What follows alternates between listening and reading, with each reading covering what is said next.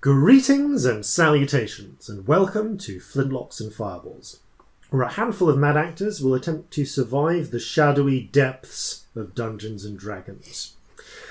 I am, as ever, your host and Dungeon Master Jason Phelps, and I am joined once again by Robbie Crackerjack Bellekom, Sam Snackerjack Burns, and Ellie Flapperjack Sparrow. Sometimes I don't prepare these. I want flapjacks now. Yeah, I want flapjacks. I think I win that one. You might actually win that one. Flapjacks are the best thing. So, Yes. This week, I can't actually think of anything to say. Shall we go straight on to the announcements? Yeah, why not? Yes, all right. So, Why ever not? future us, what do you have to tell us from the future? Hello there. This week it's future Ellie with messages from the present. Ooh, different. So we have a couple of announcements. The first one is that this week on Robbie Watch, Robbie will be in Wolverhampton. So if you want to see her being an owl, an awful auntie, please do go on down. And the second announcement is that my theatre company, Break the Verse, have our new show on at the White Bear in about a month's time. So it's called Schrodinger's Dog, and it's about a man who wants to kill himself and accidentally takes 7 people hostage, all of whom have the potential to save or destroy him. It is, believe it or not, a comedy. So if you would like to come down, it's on from the 23rd of October to the 3rd of November.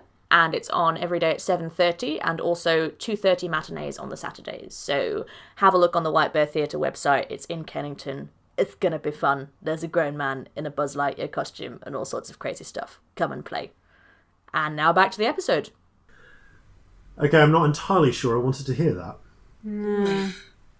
It's quite creepy how you eyeball the microphone as though you're expecting future us to actually say something.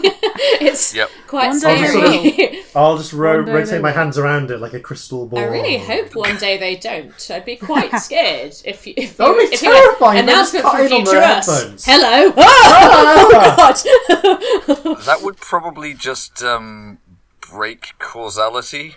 Yeah. I mean, this sounds like an excellent prank to pull, but nevertheless. It does. Yeah. Listeners, if any of you are tech savvy, don't pull that prank. Please, we'd be really scared. Especially if you did good enough voices for future us that they were convincing. We'd be horrified. Yeah.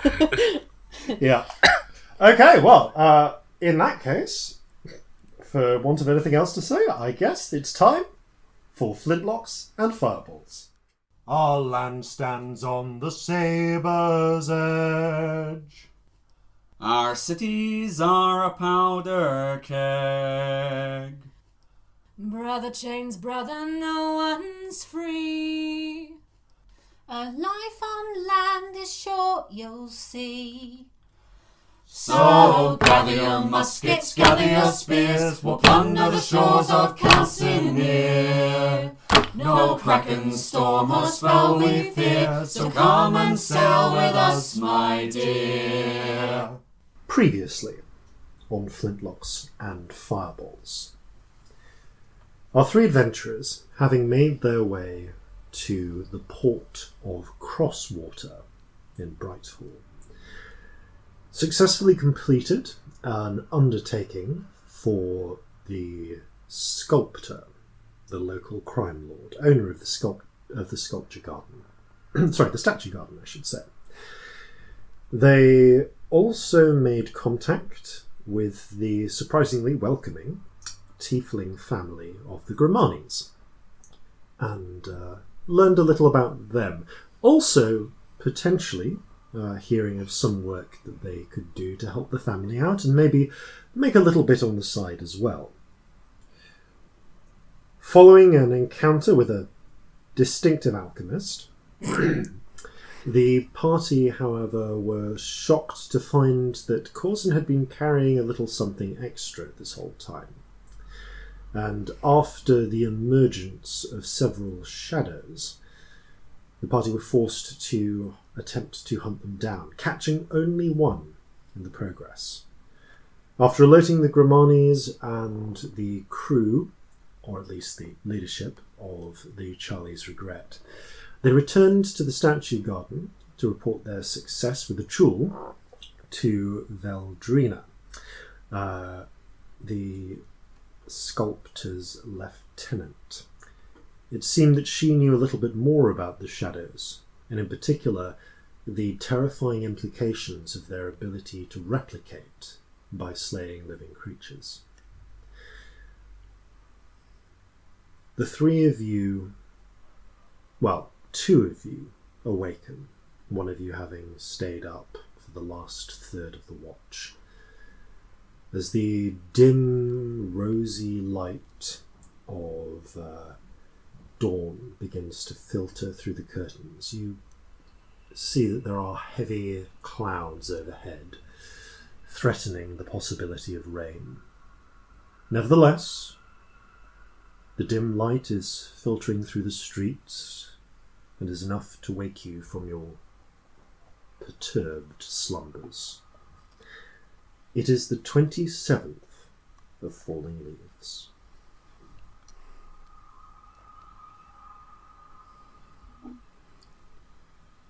So, better do something about these shadows then, hadn't we?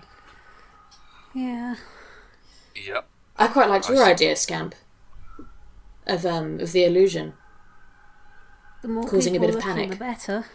Yeah. We could do a few of them. We could go to all the public places around and do that a couple of times, potentially. I'm not sure how good my minor illusion is. It might not fool everyone. Mine's pretty good. I mean, Hopefully. it's about as good as yours, but with a whole crowd of people, I don't know. True. You've got that terrifying thing, haven't you? Yeah, but only on 2 people at a time. I've got the horrible whispery one, where I can make them hear scary things. That could add to it.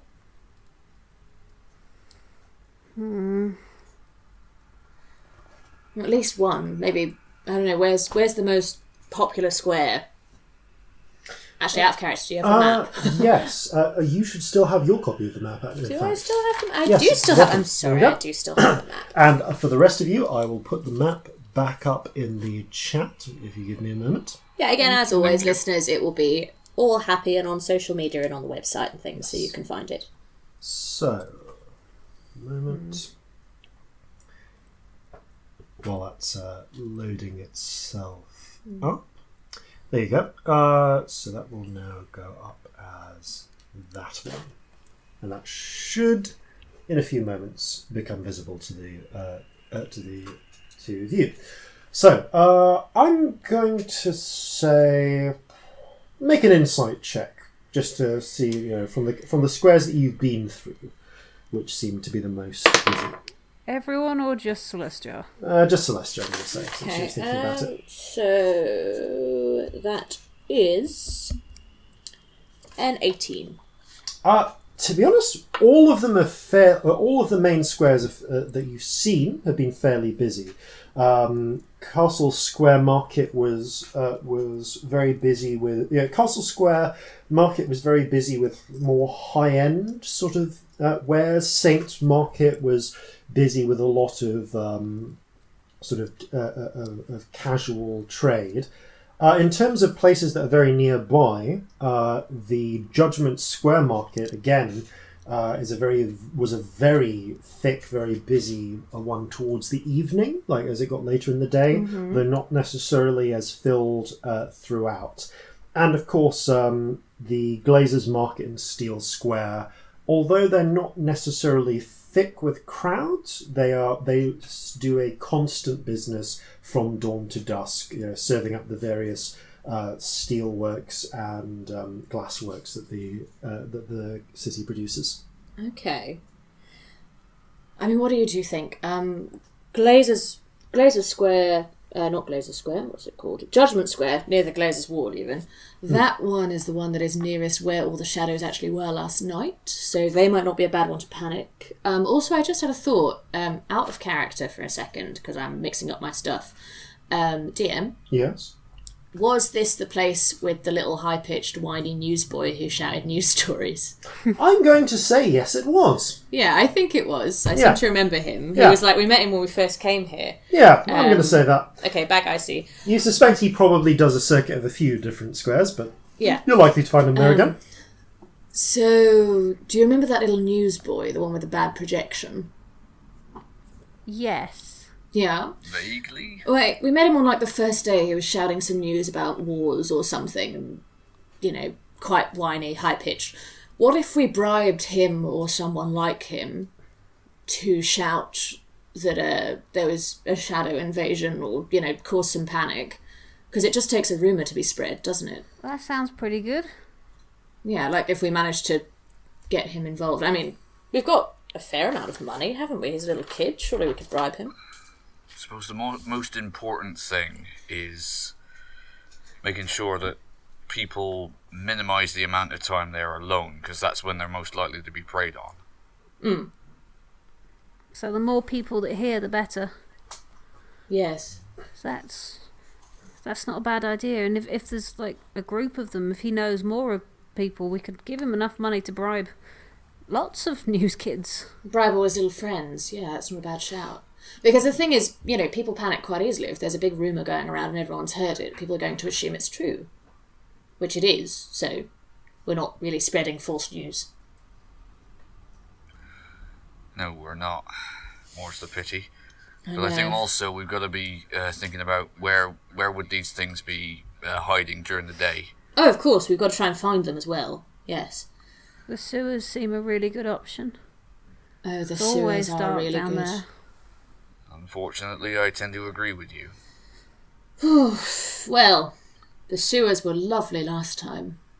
Well, we know we're going to be looking for about 4 things that are roughly my size and dimensions. I think we're looking for 4 things that are exactly your size and dimensions, darling. Then we have an advantage because I know where I'd hide in this situation. That's potentially a good thought. And at least this way we know when we've killed all the original ones. True. Yes. I was thinking about that. There'll be 4 that are your size, and there'll be 1 that was the size of that homeless man. No, we got that one. Oh no, we did You get got that one. So I'm getting mixed up. Yes, of course. There's just still the 4 left, aren't there? Yeah. Yeah, so if we see any that are not my size, we know that unfortunately some poor devil's been got. Yes, and I suppose also we keep our ears out for any news of funny deaths. Yeah. Because there were 4 of them out there. There's one of them killed somebody already. They had all night. And there's no reason somebody else isn't dead. Or several people. Well, we know what to look for now. I think we can probably assume there's at least 3 more dead people. Yeah.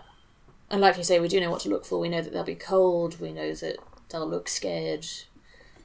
All that horrible stuff. So we have a few tasks. We have to bribe a newsboy. We have to cause some panic in a square. We have to find some shadows. And we have to see if we hear about any funny deaths while we're at it. We've got a busy day ahead of us. Right. Suppose we should get on with it then, shouldn't we? Yeah. And if So who wants to start shouting fire in a crowded theatre? I mean, I'm quite good at getting attention. Right, you are. Well, let's go and see if we can find this boy, first off. And keep an eye out for any alcoves, towers, small shacks, outhouses, anything that would provide a place to just hide and lay low for. And if you see 2 guards by themselves with no one else around, I can do the brain thing where they'll see it. And that way they'll totally believe it. But if there's more people around, they won't believe it because they won't have seen it. Basically. True. But I'd say a big crowded space is probably the best place to start. So Yeah, let's find a big newsboy and a newsboy in a crowded square. yeah. Right. Okay. Let's go. All right then. So you already paid for breakfast. So assuming you eat before you go, there is a breakfast served downstairs. of... I don't need breakfast. Fair I enough. haven't got time for breakfast. All right, up to you. You can grab a Is very it quick portable one. breakfast out of character? If you're requesting a portable breakfast, Valdania,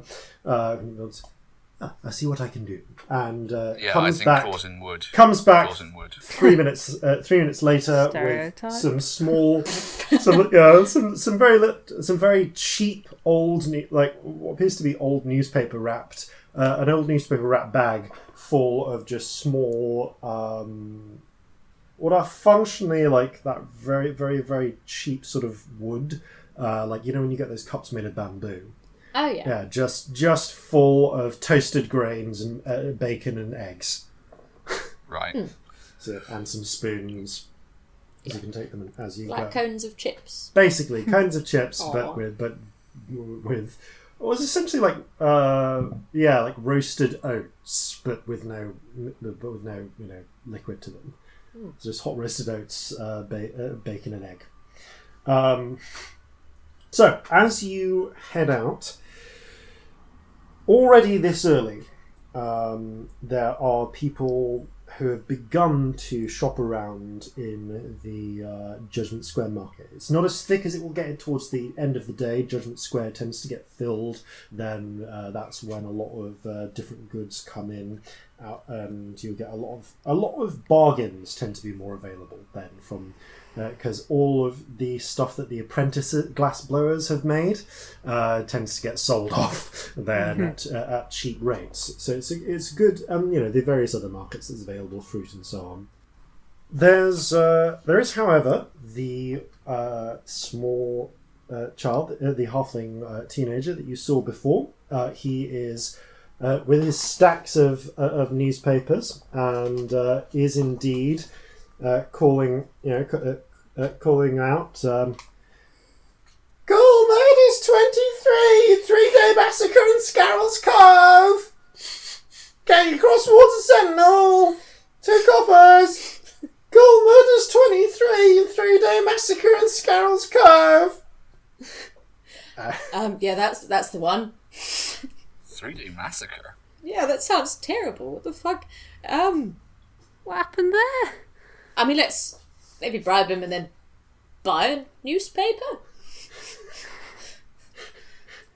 Okay, I'm going to saunter up to him.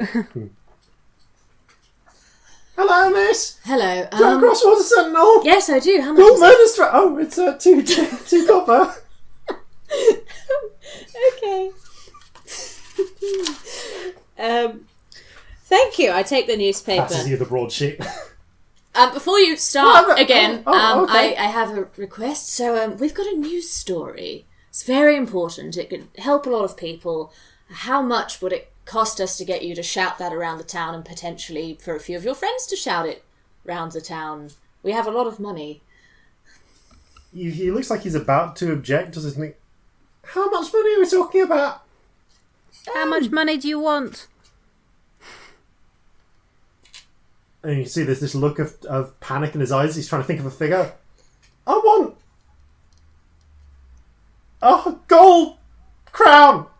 You can have 10. Okay. What do you want me to... 20 if you get your friends to do it as well. He looks like this is the luckiest day in his life. This might be really easy, guys. Sure. Can I have the money now? You can have half of it now. You can have half it now, and then if you meet us here this evening at, I don't know what, before it gets dark. Yeah, like sun. It's currently about 7 o'clock, and it will get dark. At 7 o'clock in the morning, it will get dark around 6 because at this point we're about to head solidly into winter. Okay, so it gets dark at 6. Yes. Shit, why are the nights long? That's so unhelpful. For fuck's sake.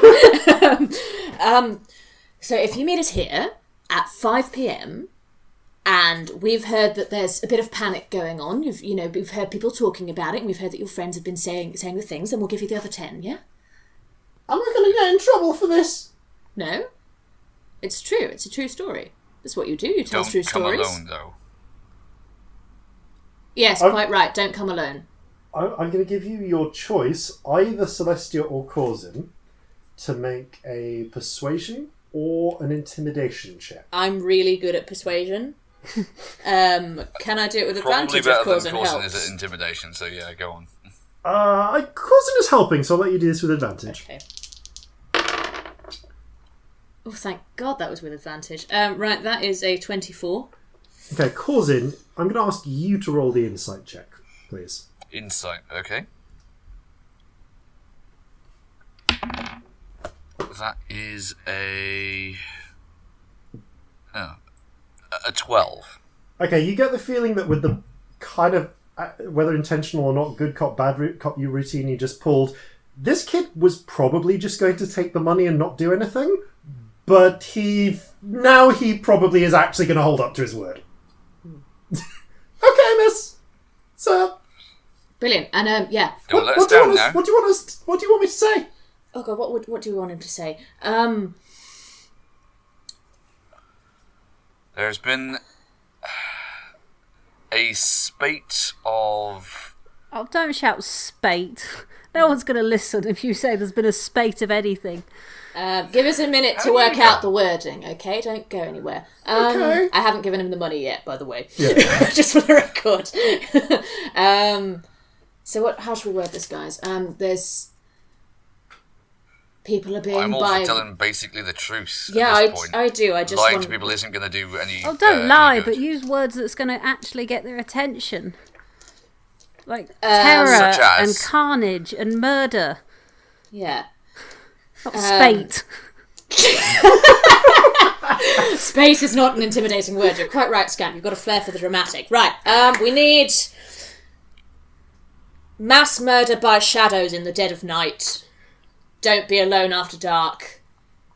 Right, one moment. How does that sound? What do you both think?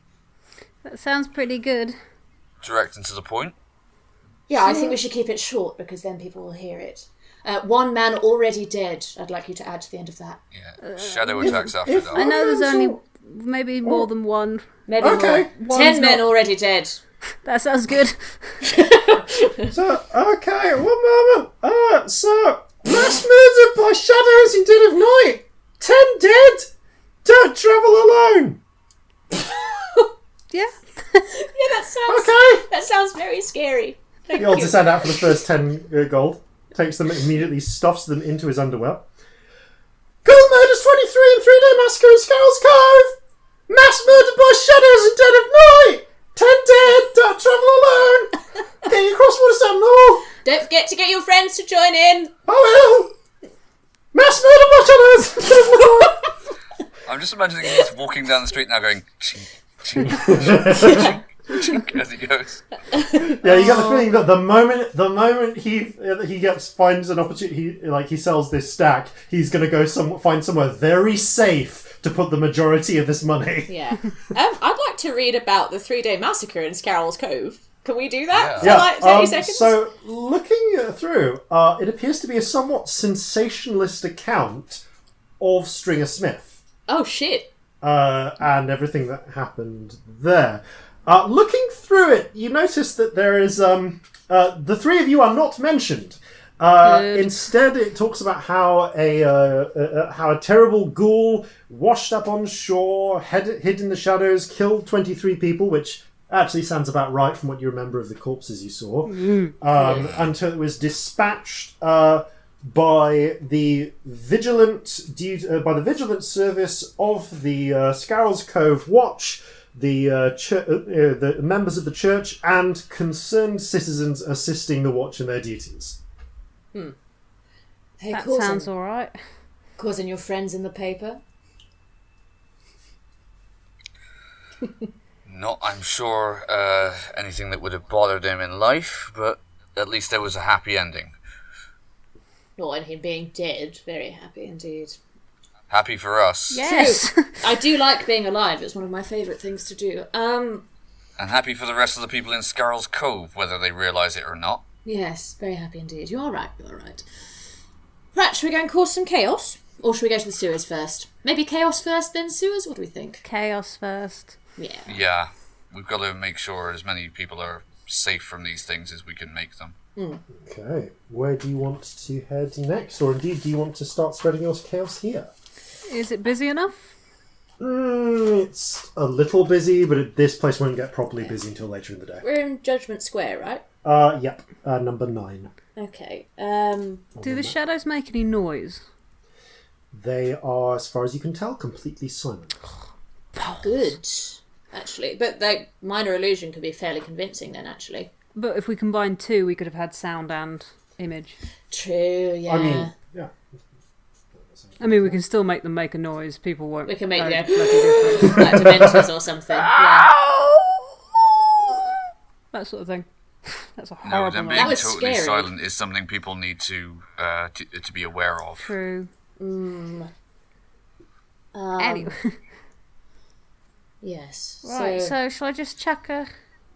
I mean, it won't move. It'll be just a stationary image, but it's still... Can minor you illusion can not you move? can make it move within the 5-foot area. Can you? by I thought it was a concentrating. stationary image. Oh, let me An check. object. It doesn't seem to be stationary from what I've got, but there's a bit of a bigger description in the place handbook. Yeah, I'm looking going at to spell place cards, handbook this one moment. I've got that open. Just getting to the right page. It says an image of an object, so I always assumed that meant... Minor illusion. Pretty An and or stationary. an image of an object. Oh, that's interesting. Yeah.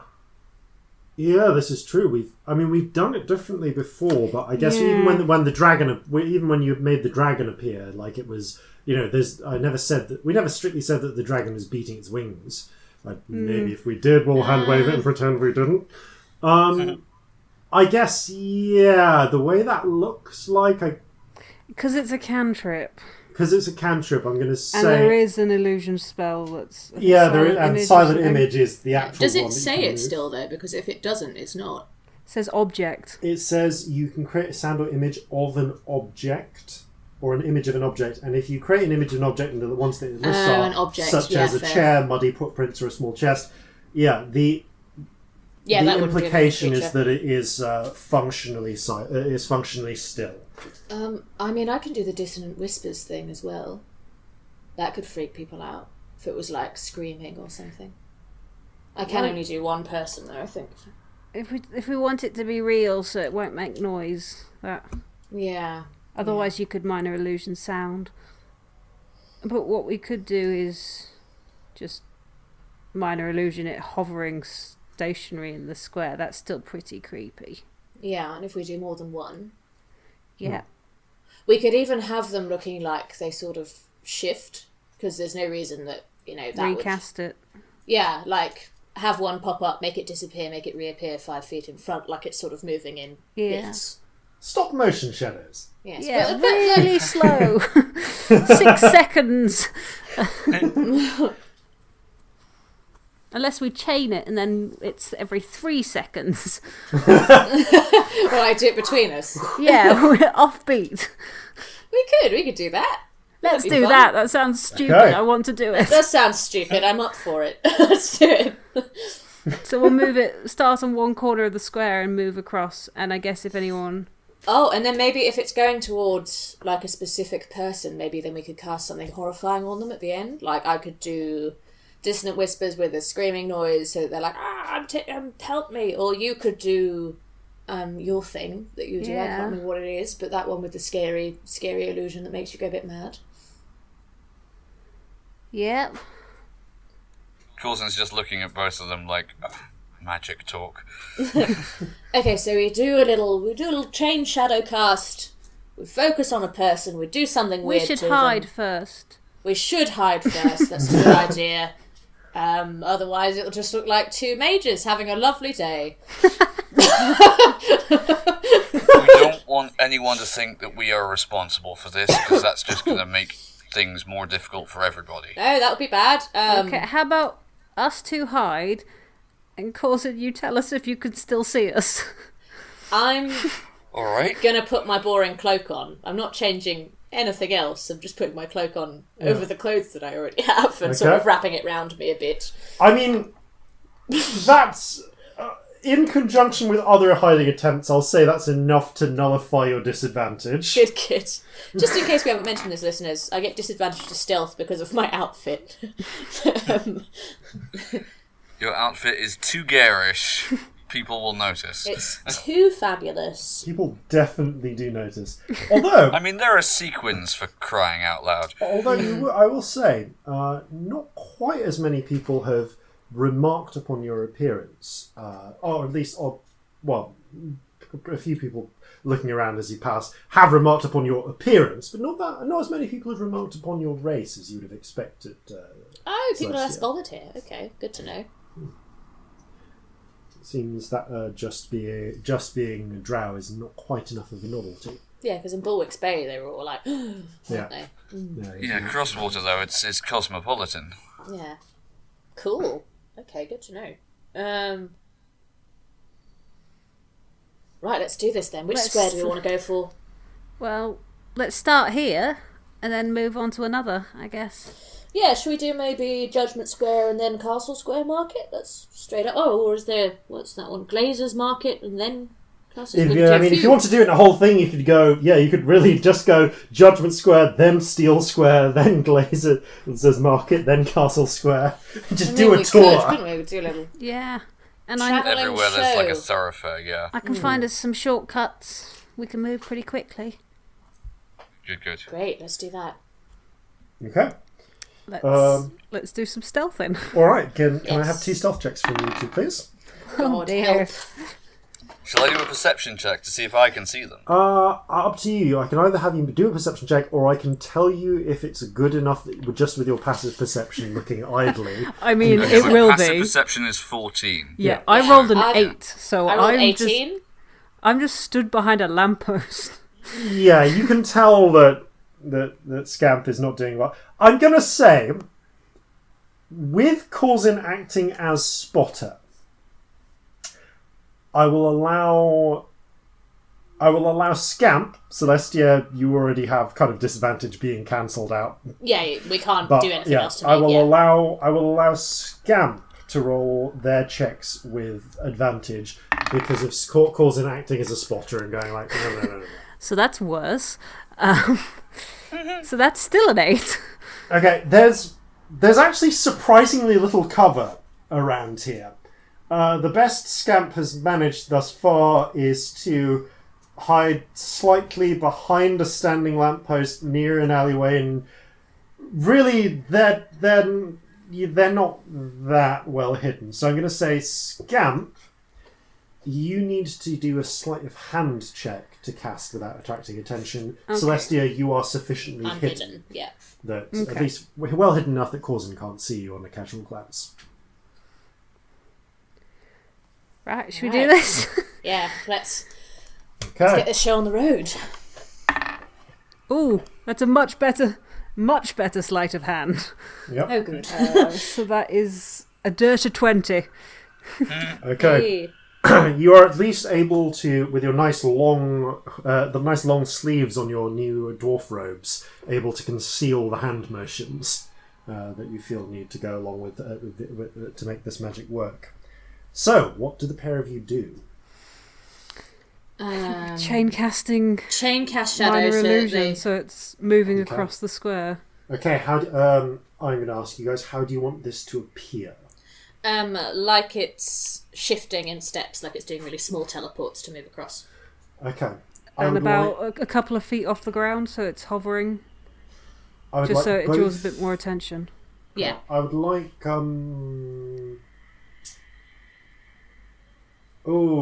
I'm gonna say I would like you to nominate one of you to make a performance check. Me, please. Yeah, I'm not proficient. Yeah, I am. So.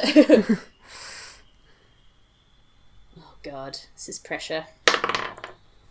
Okay, that's a dirty 20 actually. Okay, so as it takes a moment for people to notice as this shadowy, sort of tall.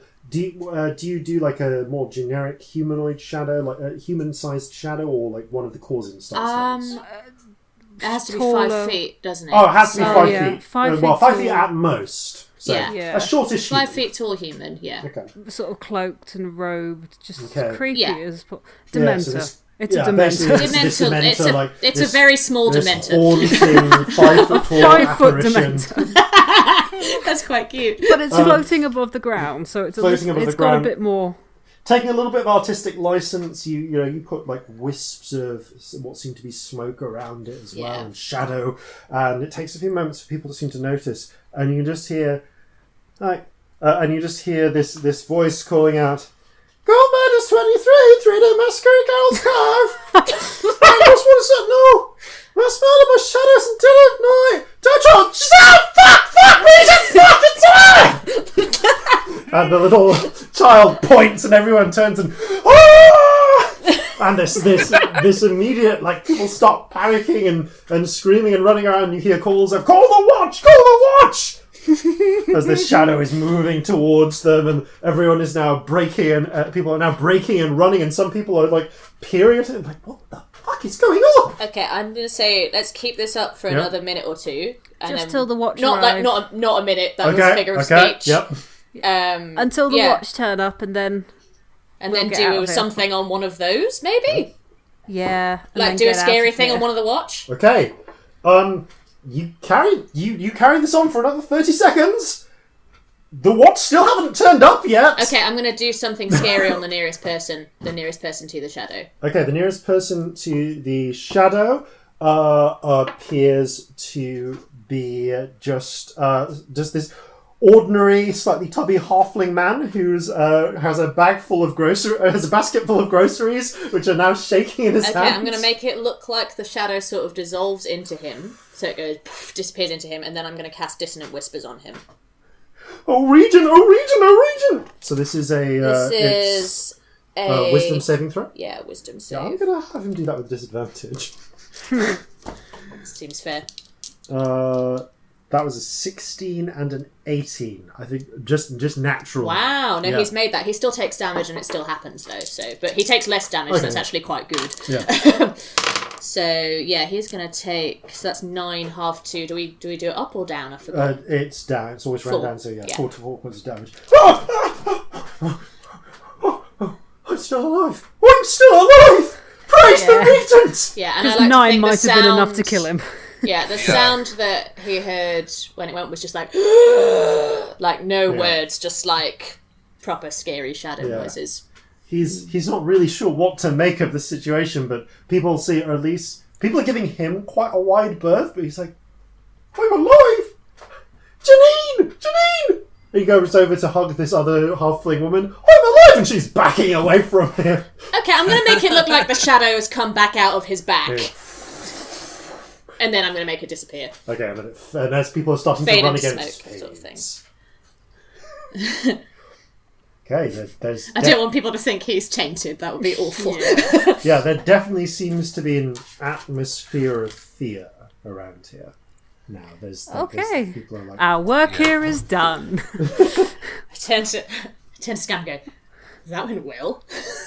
Right, next place. Yes, okay, are you next going one. to go straight to Castle Square, or are you going to do the smaller markets on the way? What do you both think? Should we bother with Steel Square, or Glazer's Market, or should we just go straight to Castle Square? What do you think? I think if we don't leave a trail, that might be better. If they appear in That different might squares be instead of an obvious route. In a perfect line. No, you have a point there. Yeah, let's maybe just go straight to Castle Square, hey? But if we notice any lone guards on the way, Yes, you or can do your just thing. 2, that's... Okay, make a perception check. All of us, or do you want one of us to do? Whoever wants to. I guess if you're all doing it, one person with advantage. Scamp's already rolled, so Yeah. you can roll that with advantage. I don't think it's going to be better than that. That's a 19. Okay. Let's see how many guards there are. And I'm going to cast mage armor as I go.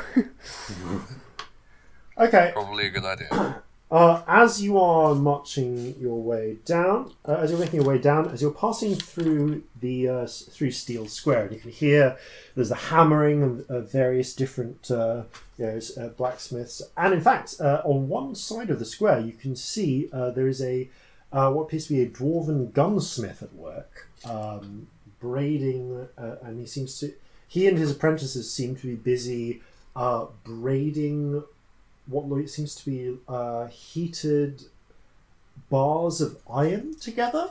and winding them around each other. And as you look up, you can see the muskets that he has already... there's a series of musket barrels that are waiting to have stocks added. And all of them have this wonderful sort of damascened pattern on them. Not dissimilar to the appearance of adamantium, although you can tell that it's not actually adamantium. It's just been given quite a similar sort of... So it's like swirls. Yeah, there's swirls, and it's very... It's the barrels appear to be made of patterned steel. This Fancy. Yes. And as it turns out from my own research, surprisingly common at this time. However, as you are momentarily distracted by this, you see a wing of 4 members of the Bright Hallish Guard marching up from the Glazers' Quarter over the bridge and heading now towards Judgment Square. Someone has finally managed to get hold of some guards. That's perfect. Because they're on their way to deal with the shadow. No, but you could do one and I could do one. But the others won't see it, and they won't necessarily believe it. What if we did a little bit of the shadow thing that we just did and then did one? That's true. If you do the image and I'll do the... Yeah, and actually, you could do the scary thing. It's not concentration. I can do both. True. Is it actually not concentration? It's not. No, it isn't. Is it? Lovely. Holy crap. So I can do both. So everyone will see it, but 2 of them will be attacked. Yeah. This is... it's, Minor illusion. Yeah, it's not. Oh, no, sorry, I thought you meant the... Oh, no, the scary one. Yeah, no, I was going to say Phantasmal Force definitely is concentration. Oh, yeah, but I can do minor illusion at the same time. Oh, yeah, that's fine. I will keep an eye out to make sure no one is paying any specific attention to either Celestia or Scamp at this point. Okay. And I will I'm going to hide this. Okay. I will hide as well.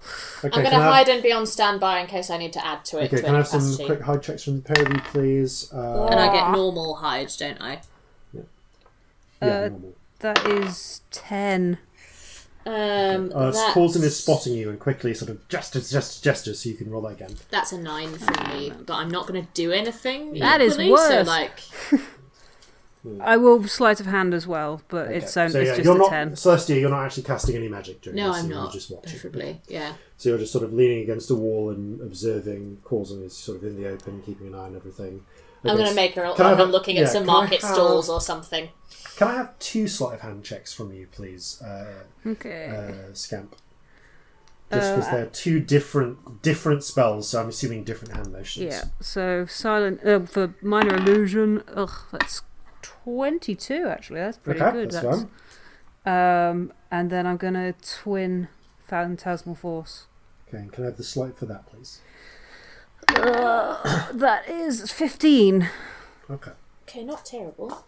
So, the 2... Okay, so the 4 guards are marching forwards when, just as they're approaching, crossing out of the Iron Ward, the spectral image of this 5-foot cloaked shadow bamfs into being in front of them. And 2 of them, I believe they make... So what's this? Phantasmal Force... It is an intelligence save. Okay, so 2 of them are going to make int saves. This is going to be hilarious. What is your save DC? 15. Fortunately for you, they have a +0 to that save, so the one who got 14 still does not succeed.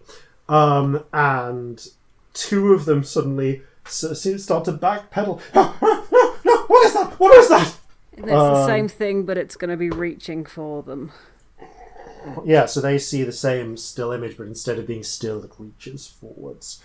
Okay, yeah, I guess basically I'm going to say they take 1d... Well, they both take 1d6 damage to start with. Okay, that's a 5 and a 4. Okay. So, yeah, they begin sort of clutching at their chests as if they're feeling this desperate coldness. I'm going to say, however, at this point, the 2 that aren't affected by this are... I'm going to just roll an intelligence check for both of them. Right. Okay, one of them is too focused on the still image in front of them. DC is the same as my save to see through the illusion.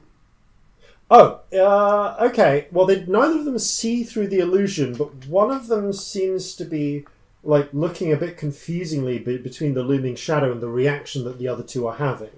It's more a sense of making sense of what's going on in his head. So, but no, that's okay. The other two are both going to.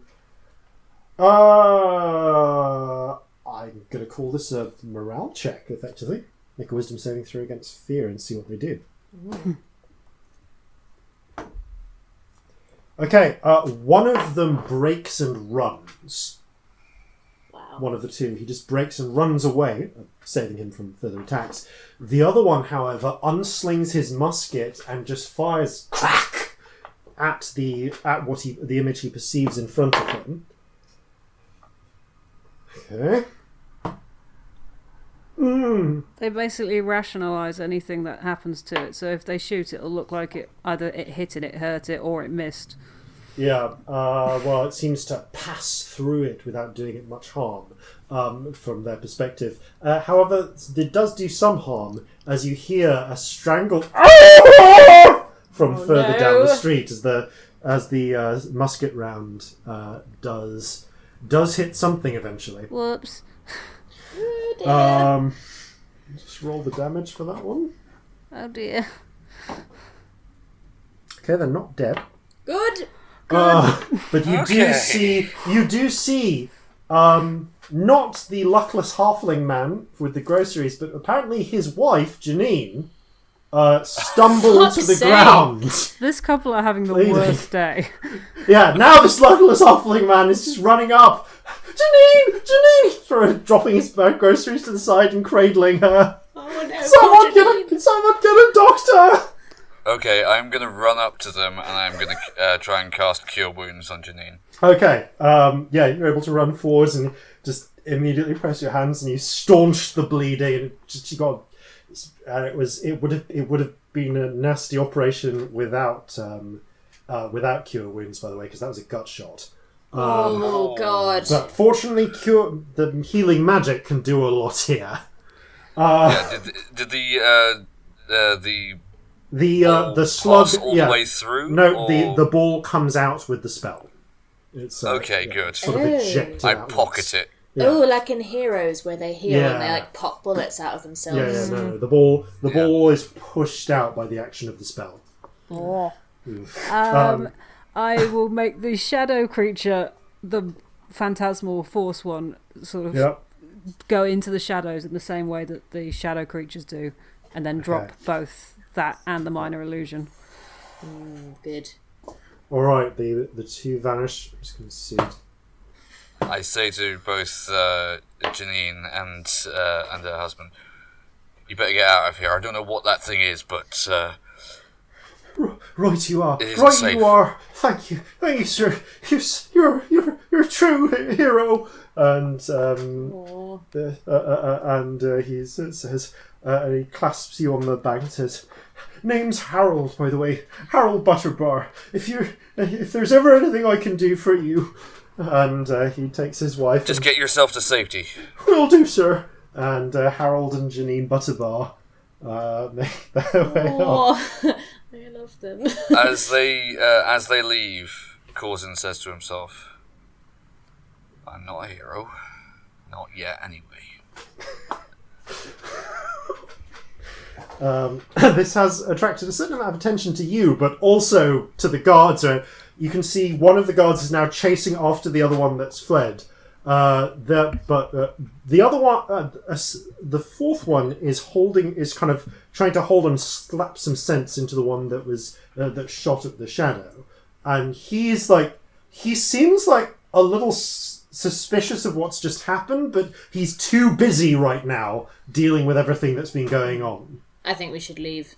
Let's leave. Let's go. Yep. Okay. Where do you guys want to go next? Do we want to do one more, or do we think that's enough? I mean, there's quite a lot of panic. Yeah, maybe Maybe one one more. more. Would have to do it far, far away from here. Okay, so there are two options. Where were we in that one? I've lost track. We're in You Castle were Square, in weren't the we? Iron Ward. You were passing through Steel Square when you saw Iron those Ward. guys coming. Okay, so maybe Grenville Square and Weaver's Ward, or I suppose Castle Square, but Weaver's Ward is sort of other side. That sounds good. Yeah, or we could do the Yeah. university, I suppose. One thing I will note is you know that the Castle Square is obviously right next to the castle and also right next to the watch barracks. So that is a thing you will have noticed on the way. Yeah, Right, no, I think we should go to Grenville Square. yeah, It's maybe. far enough away that it's going to mean that word's going to spread quickly that this isn't just located in the centre of the city. It's widespread. Yeah. Also, there might be too many watchmen in Castle Square. Yeah, we might find it hard Most to get away likely. with it there. Okay. But good work, Scamp. Good casting. That was a lot of spells really quickly. You're becoming a little showman. I'm very proud. As you Show them? Show them. Is there a I think show for... I think you just say showman regardless. I would describe myself as a showman. I think that's just the Fair profession. enough. Show person? Show I like folk. show them. Show them is lovely. That's what we should call Because you it's from what now you on. do, functionally speaking, isn't it? You show them. Let's show move them fast. I think that's very clever. I like that. Let's go. Okay, so as you make your way past the Iron Ward, at the Iron Ward, across one of the many thin bridges that crosses the River Cross, or at least the central portion of it that's been heavily canalled to regulate the flow of the river. As you do so, you can already begin to hear from other parts of the in other parts of the city. Last murder by shadows, the dread of night. You're doing well. Yeah, I apparently think that scaring small child the boy. that small child does not wait around. Oh, Yeah, well, he saw the shadow. out of character. What time is it? By now, I'm gonna say with the certain amount of fucking around that you guys have done, it's about 8:00. Okay, it's only 8. Good. I just realised this is an OC thing. Actually, no, I'll say IC. It's an IC thing. So I've just realised that we were supposed to meet the Grimanis at like 9:30 this morning. We were supposed to meet. God, which one was it that Didn't wanted we us to tell do the them cart kind thing? of last night when we I think we warned did. We them? tell them that we wouldn't meet them. I think we You did, didn't we? tell them that you wouldn't meet them. You told them to be on the alert. Okay, well, we've probably got time to go do the thing, and then maybe tell them that we can't meet them because we have shit to do. Where were we supposed to meet them? Castle Square Market. Castle Square Market. Right, Okay. well, we can Wait. go to Castle Square Market. What were we but supposed to just do not- for them?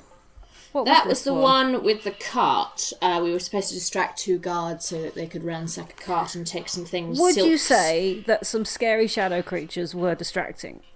Yes. Just saying. You are a fucking genius and you have a point. We could do both, couldn't we? If we turn up, ask them if this would work, if it will be fast. It might kill 2 birds, 1 stone. Also, because it's now 8:00 and that would be at 10 that we would start. We're supposed to meet them at 9:30 and do the thing at 10. There would be a nice little gap. So it wouldn't be like somebody walked from this square to this square and did the thing within half an hour. It would be a nice, there would be a difference. That sounds good. All right. Okay, let's do that. Do you guys want?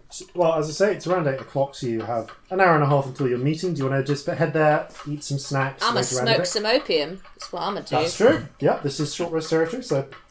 Can I talk to people and spread rumours? Yes. Okay, I will say. Just like stop and buy breakfast and talk to the shopkeeper, that sort of thing. Sure, make a persuasion check. Okay. For just general room. Natural 20.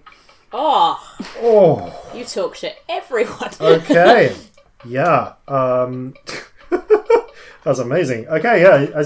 As you're spreading on your Yes, as a dwarf, there is shadows killing people.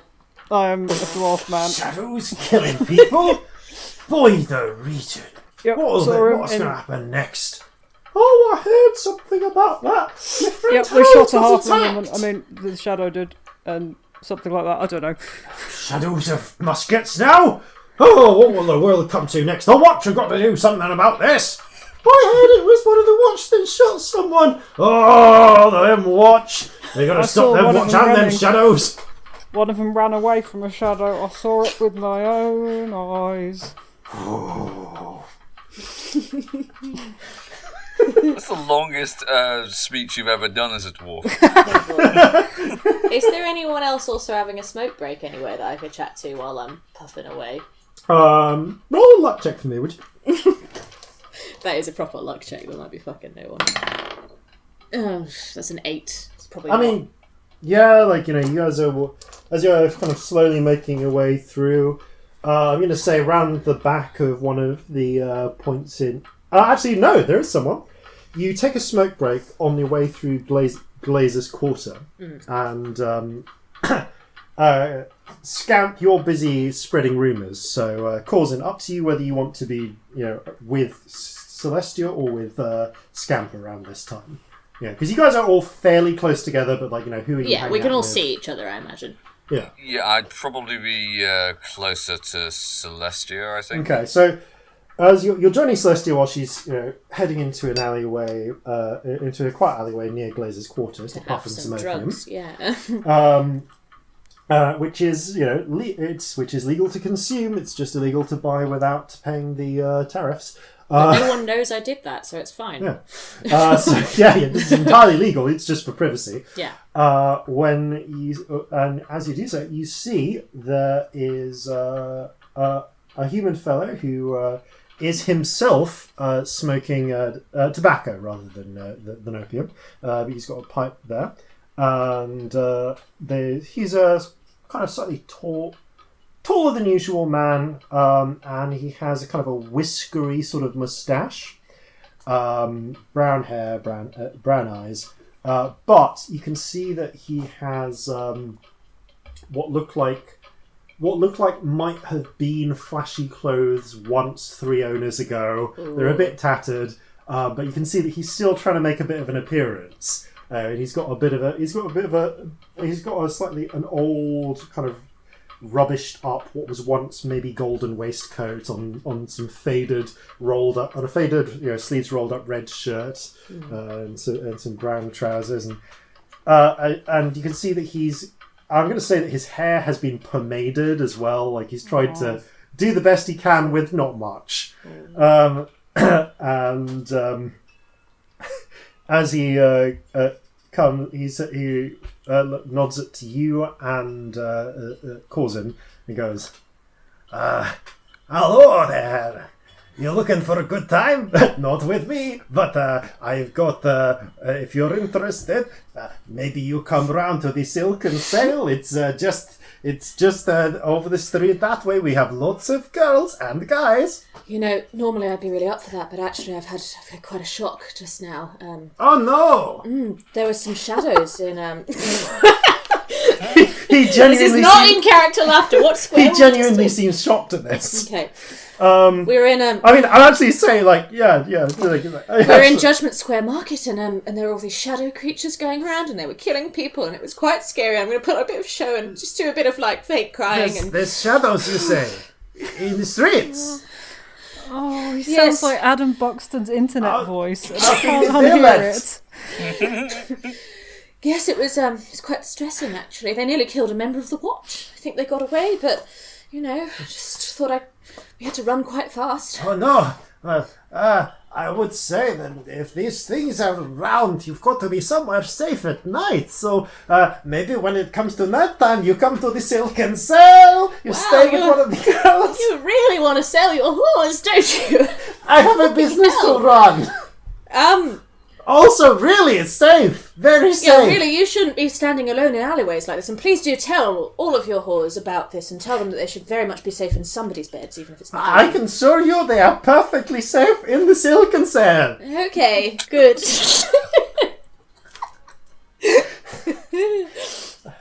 Maybe we should start offering discounts if this is going to be a problem. I'm sure shadow-related discount fucks would be something people would want, yes. Yes. Well, if you want to see Scamp, come to the Silicon Sale. Yeah, this slightly sad pimp walks on his way. Okay, I'm going to say this in character, but it is also my sentiments out of character as well. The fuck did I just witness? I don't know. I told a man that people were dying, and he tried to sell me a prostitute. Like, I'm really not sure how to react to this, if I'm honest, Corzin. I thought my acting was quite good. I thought I did okay. Some people are just business people through and through. God, some people. They don't appreciate a good performance, do they? We'll go with no for now. Just let's move on from this, shall we?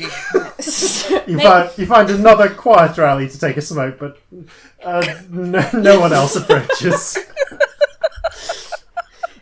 You can hear down the street. Hello, have you considered coming to the Silicon Sale? We have the best girls and best boys. Not actual it's boys. cross-border, it's cosmopolitan. I really wish that I could give the DM inspiration for the NPCs that he has pulled out of his arse this session, because, like, God. We must give him more power. This is true, actually. We don't want the DM to have inspiration. He'd be terrifying. He's already basically God. Oh, yeah.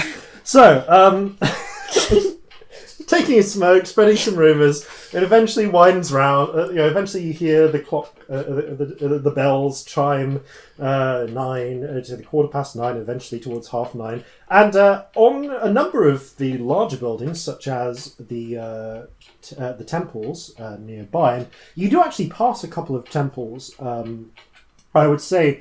I remind you that there was, of course, the Church of St. Liu on Judgment Square Market as you're going through Ironward, the Church of St. Bridget, who, Corzin, you would know from your time spent previously in Crosswater, is a patron of poets, dancers, smiths, and of the harvest. So, quite popular at the moment, although harvests have now just been taken in. And of course, there is, as you're crossing over the bridge, and from Castle Square Market, you can see the tall spires with a clock tower, actually, of the Cathedral of St. Maily, the patron of travellers, who's obviously quite popular around the docks and the trading areas as well. But no, you head into this Castle Square Market, and this sort of mid-morning time is actually perfect for Castle Square Market in terms of fullness and opportunity. Gazing around, it takes you a few minutes, but you do see the distinctive, slender figure of Hope Grimani. She's wearing her usual, brown leather jerkin and such, but you can see that her hair is... her curly black hair is covering her horns. She appears to have put makeup on to change her from a sort of dead corpse white complexion and added a little bit of rosiness to her cheeks. Not in kind of a China doll way, but more in a sense of just looking instead like someone who just has a very pale complexion. So she is doing actually a pretty good job as passing for human. You don't know if it would necessarily hold up to to a lot of scrutiny, but she isn't interacting that much with anybody. You do actually see her as she makes her way towards you. Once she spots you, you watch as she casually just passes by one person. There's just a little glint of steel hidden behind one of her fingers, and as she comes back, you see that she's tucking a coin purse into her trousers. She comes up to you. Hello. It's good to see the three of you. Mordecai told me about the news last night. I'm glad to see you're all okay. Yes, we're glad to see you as well. About that. Yes. So we've got an idea for a distraction. Distraction's good. Well, we've been causing some chaos around to try and get people to take the problem seriously, because we don't think that anyone will believe it if nothing has happened yet. Yes, it's pretty hard to believe. Yes, so we've been making it look like it's happening during the day so that people will take it seriously quickly and hopefully we can end the problem. We were wondering if we could maybe do a bit of that as a distraction, 2 birds with 1 stone sort of thing. I mean, it seems pretty risky, but if this is the way you run things, I think I can see that. We did say we wanted a distraction. Okay, so the wagon's going. Oh, okay. Well, the wagon is going to be coming through the market within the next half hour. It'll be going up from the Glass Kiln Quay, and go. We'll actually need to go toward. It'll actually be going through the Saints Market, so we'll be doing the job there. But no, I wanted to meet you here so that we weren't loitering around where we're going to actually do the job. We'll be needing to do it when it passes by the Saints Market, but that's pretty full at this time as well, so that should serve your needs. Now, as I said before, we're expecting it to the wagon's probably going to have a couple of guards and 1 driver. So, my plan originally was for you to distract the guards somehow and me to just sap the driver across the back of the head. She pulls out a blackjack, which, for those of you who are not familiar with it, is essentially a leather sack filled with ball bearings. Holy shit. Ouch. Which in 3rd edition was classically the subdual damage weapon of choice. Yeah. But references upon references. But if we can lure him off in some way, that would also be easier. But in any case, I was originally planning to just take care of the cart and then just ride it out as quickly as I could, faster than the guards. But if you have improvements upon that plan, I'm willing to hear them. Will this plan work? What do you two think? Seems like reasonably sound. My worry is that it might make it look like somebody is faking the shadows. Although people are dicks. I mean, somebody during a shadow attack could nick somebody's wagon, I suppose. Or if we can make the horse bolt. Yeah, that could work, but it's all a case of timing. Well, we've got a bit of time before we need to be in place, so... So what, we distract the guards, so me and Scamp could do our little illusion spiel that we've been doing all morning. It's worked quite well, we could do some of that. I can sneak up on the cart, dispose of the driver, and then hightail it out of there. Yes.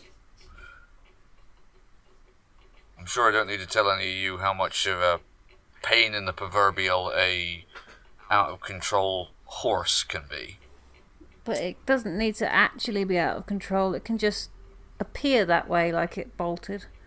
As long as we keep going for a while. How would we make that work?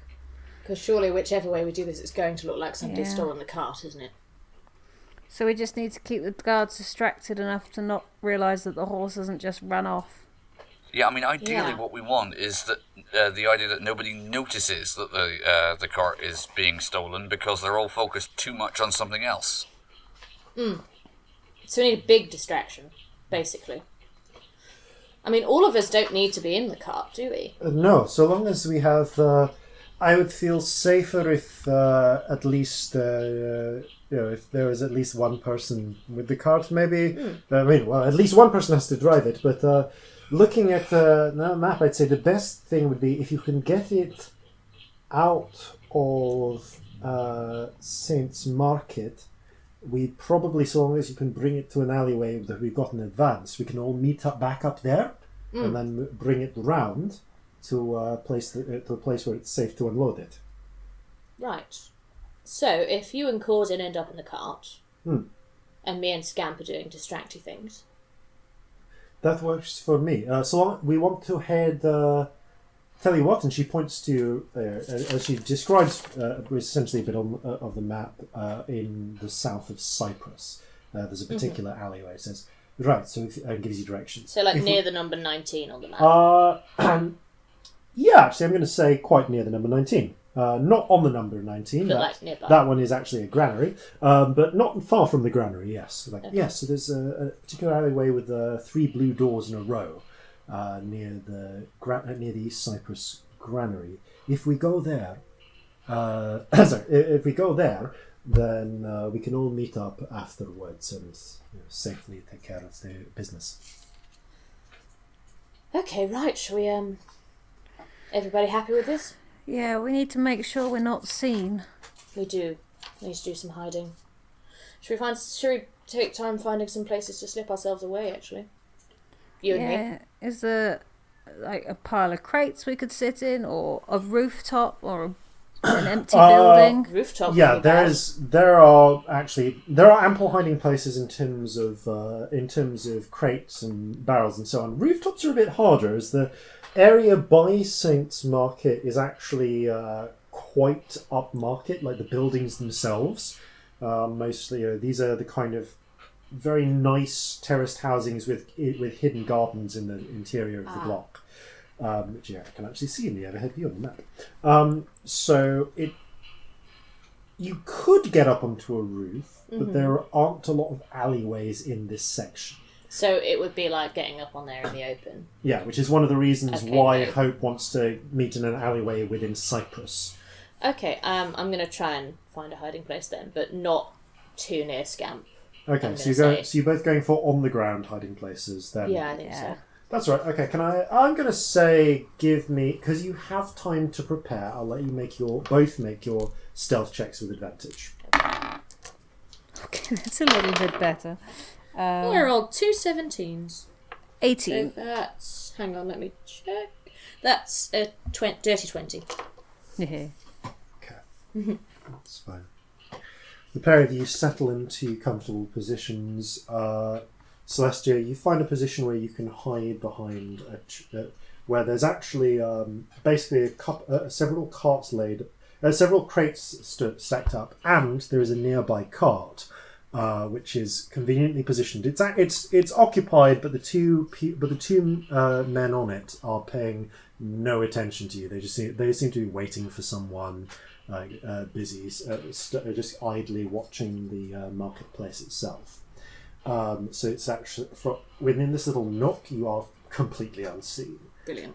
Scamp, a little bit further away along the market, you also find there's a point where there isn't actually a series of stacked barrels that are ready to be moved on by at a later point. There's a crane nearby to help lift them. They're bound together, but at this point, these barrels have not been picked up yet, and it doesn't look like they're going to be picked up anytime soon. So you hide within. In case it should come up, I will say that the pair of you are 30 feet. Your hiding places are 30 feet away from each other. Cool, Okay. that's good. Yeah. Yep. Illusion's only a 30-foot range, isn't it? Yeah. Okay. So, Corzin and Hope. I'm Hope. So, Corzin, you have a choice of: do you want to go from a physical hiding place in preparation for taking the cart, or do you want to try and just blend into the crowd and act unobtrusive? I think probably what Corzin would want to do is have somewhere out from which he could dash, climb up probably the wheel of the cart, get onto the back, and then work his way forward. So if there's like a stall or a statue or some physical feature of the area he's in, he would try and hide in or around that. Okay. There are actually a series of statues on plinths of lesser saints that are in various ways important to Saint Melee. And so there are actually a number that you can try and hide behind. Give me a stealth check, and again with advantage because you have time to prepare. Stealth check. Yeah. Okie Hope, by comparison, is just going to blend into the crowd, and actually after a few moments you realise she does this really well. Great, 13. Okay, 13, that's fine. Enough to pass casual inspection, at least, you'd feel. She also passes you, up to you if you want it, she offers you her blackjack. I take it. Okay, it does d6 plus strength or dex damage, depending on whether you're using strength or dex to use it. Okay, Because it can be used as a finesse weapon. Okay. Nice. So, the four of you make into position. You wait. 10 minutes pass. 15 minutes. Around about the 20-minute mark. Not long after the... about 10 minutes after the 2:45 bell sounds. The two of you who are in hiding notice Hope pass by, just idly as part of the crowd, and because she knows where you're hiding, she just gives you both a small nod, and then nods again towards the distant bridge. The most seawards and also the most northwards of the two main bridges in this section of the cross. She then circles back around towards you, Corzin, and notifies you as well. And you can see, crossing the cross, the bridge, there is also... there are a number of carts, but one in particular stands out. It seems to be a small... it's a one-man cart with a couple of... actually, this would just be a single horse. Quite a small horse, almost a pony. Leading it, and you can see all the better for Corzin, really. Yeah. And you can see that it is, essentially roped onto it. There are a number of canvas-bound tubes that you can see up that you can tell are probably the silks and that you're expecting. But likely covered up to prevent casual people noticing, oh, these are valuable, and trying to make off with them. You also notice that walking by the cart, which is actually a two-seater, but the guards, have, for whatever reason, wanted to stay on the ground, perhaps to give them more manoeuvrability, are a pair of, guards. They are wearing... thick black woolens. They're not wearing any sort of uniform, but you can see the pair of them do have pistols at one in a holster on their belts, and long, heavy clubs, basically truncheons, on the other. And it seems that they were mostly hired to just look intimidating, but mostly they look a bit bored. Okay. So yes, they continue marking their way along, and you can see the route that they will take is going to put you almost exactly in front of, easily within 15 feet of Corzin's hiding place. So they make their way across the bridge and move to cross the square. Whenever you guys are ready, feel free to implement your plan. Right, shall we chain cast? Yeah, let's do it. So, are you doing the same as before? Once again, just like this shadowy hooded figure stop motioning its way slightly across. hovering Across above the floor. Okay, I'm going to ask you for another performance check, please. Okay. That would be a 15, which really isn't great for me. Okay. It's nevertheless, it does attract a lot of attention. This sudden shadowy figure appearing. Although there's less of the open panic as before, there's still a lot of, what is that? What's going on? What? I'm going to roll a wisdom check for the two guards. And the driver, actually. Okay, all of them turn and seem to be immediately, their attention goes to this shadowy figure. Both of the guards sort of begin fumbling for their pistols. They focus on and then holding it up, sort of protectively in front of them. The carter sort of clutches at his chest, not in a "I'm having a heart attack" way, but more in a by the regent, and he actually says, "By the regent, what is that?" And move the shadow slightly faster, just increase the speed. Bearing down on the guards. Okay, now it's bearing down directly on them. Okay, I'm going to ask one of you to make an intimidation check, please. Are you intimidating? I'm not bad. I'm not proficient, but I'm proficient. Pretty charismatic. Yeah, I'm proficient, so maybe I should. Yeah, you're better. You'll be better. 18. Okay, let's see if I can roll against that 18. both of them panic and immediately just start trying to. They both fire their shots at the shadowy figure above them, and the shots pass through, which kind of makes sense for a shadowy figure. And so they both look at each other. Bugger this for a game of soldiers, and the pair of them scarper in opposite directions. All right, cool. All right. The driver's like, as they do what this, the fuck? I try and rush out from my hiding place. Is the cart still going along? No, the cart. So the cart is. Well, the cart, I guess, is still going along because the horse hasn't really had time to react much and doesn't seem to be aware of what's going on. Shadow moving down on the driver now. That's a good point. Shadow moving down on the driver, please. Yep. Yeah. Corzin is just going to use the motion of the wheel and just grab one of the spokes and ride it up so he gets onto the back. As this is happening, however, the shadow moving towards the driver seems to have enough wits about him to try to crack the reins, and tries to drive forward. So I'm going to need an acrobatics check, I think, from Corzin to get up onto that cart. How far ahead are they? They're not there. If in the next round he'll pass beyond the 30-foot range. Function. That's 8. 8. Corzin, you try and grab at the wheel, and you essentially get wheel burn as it passes through your hands, leaving your hands stinging. And you stumble. You're not on the ground, but you're not on the floor, but you're still back down on the street level. When it gets Okay, can I try and grab onto the back of it? 1 moment, Celestia. When it gets to the driver, I would like to cast Dissonant Whispers on him. Okay. You would like to Phantasmal Force. Oh god, both. Oh, poor guy. But twinning it on the horse. Okay, well, he Different resists. effects. Oh, this could kill them.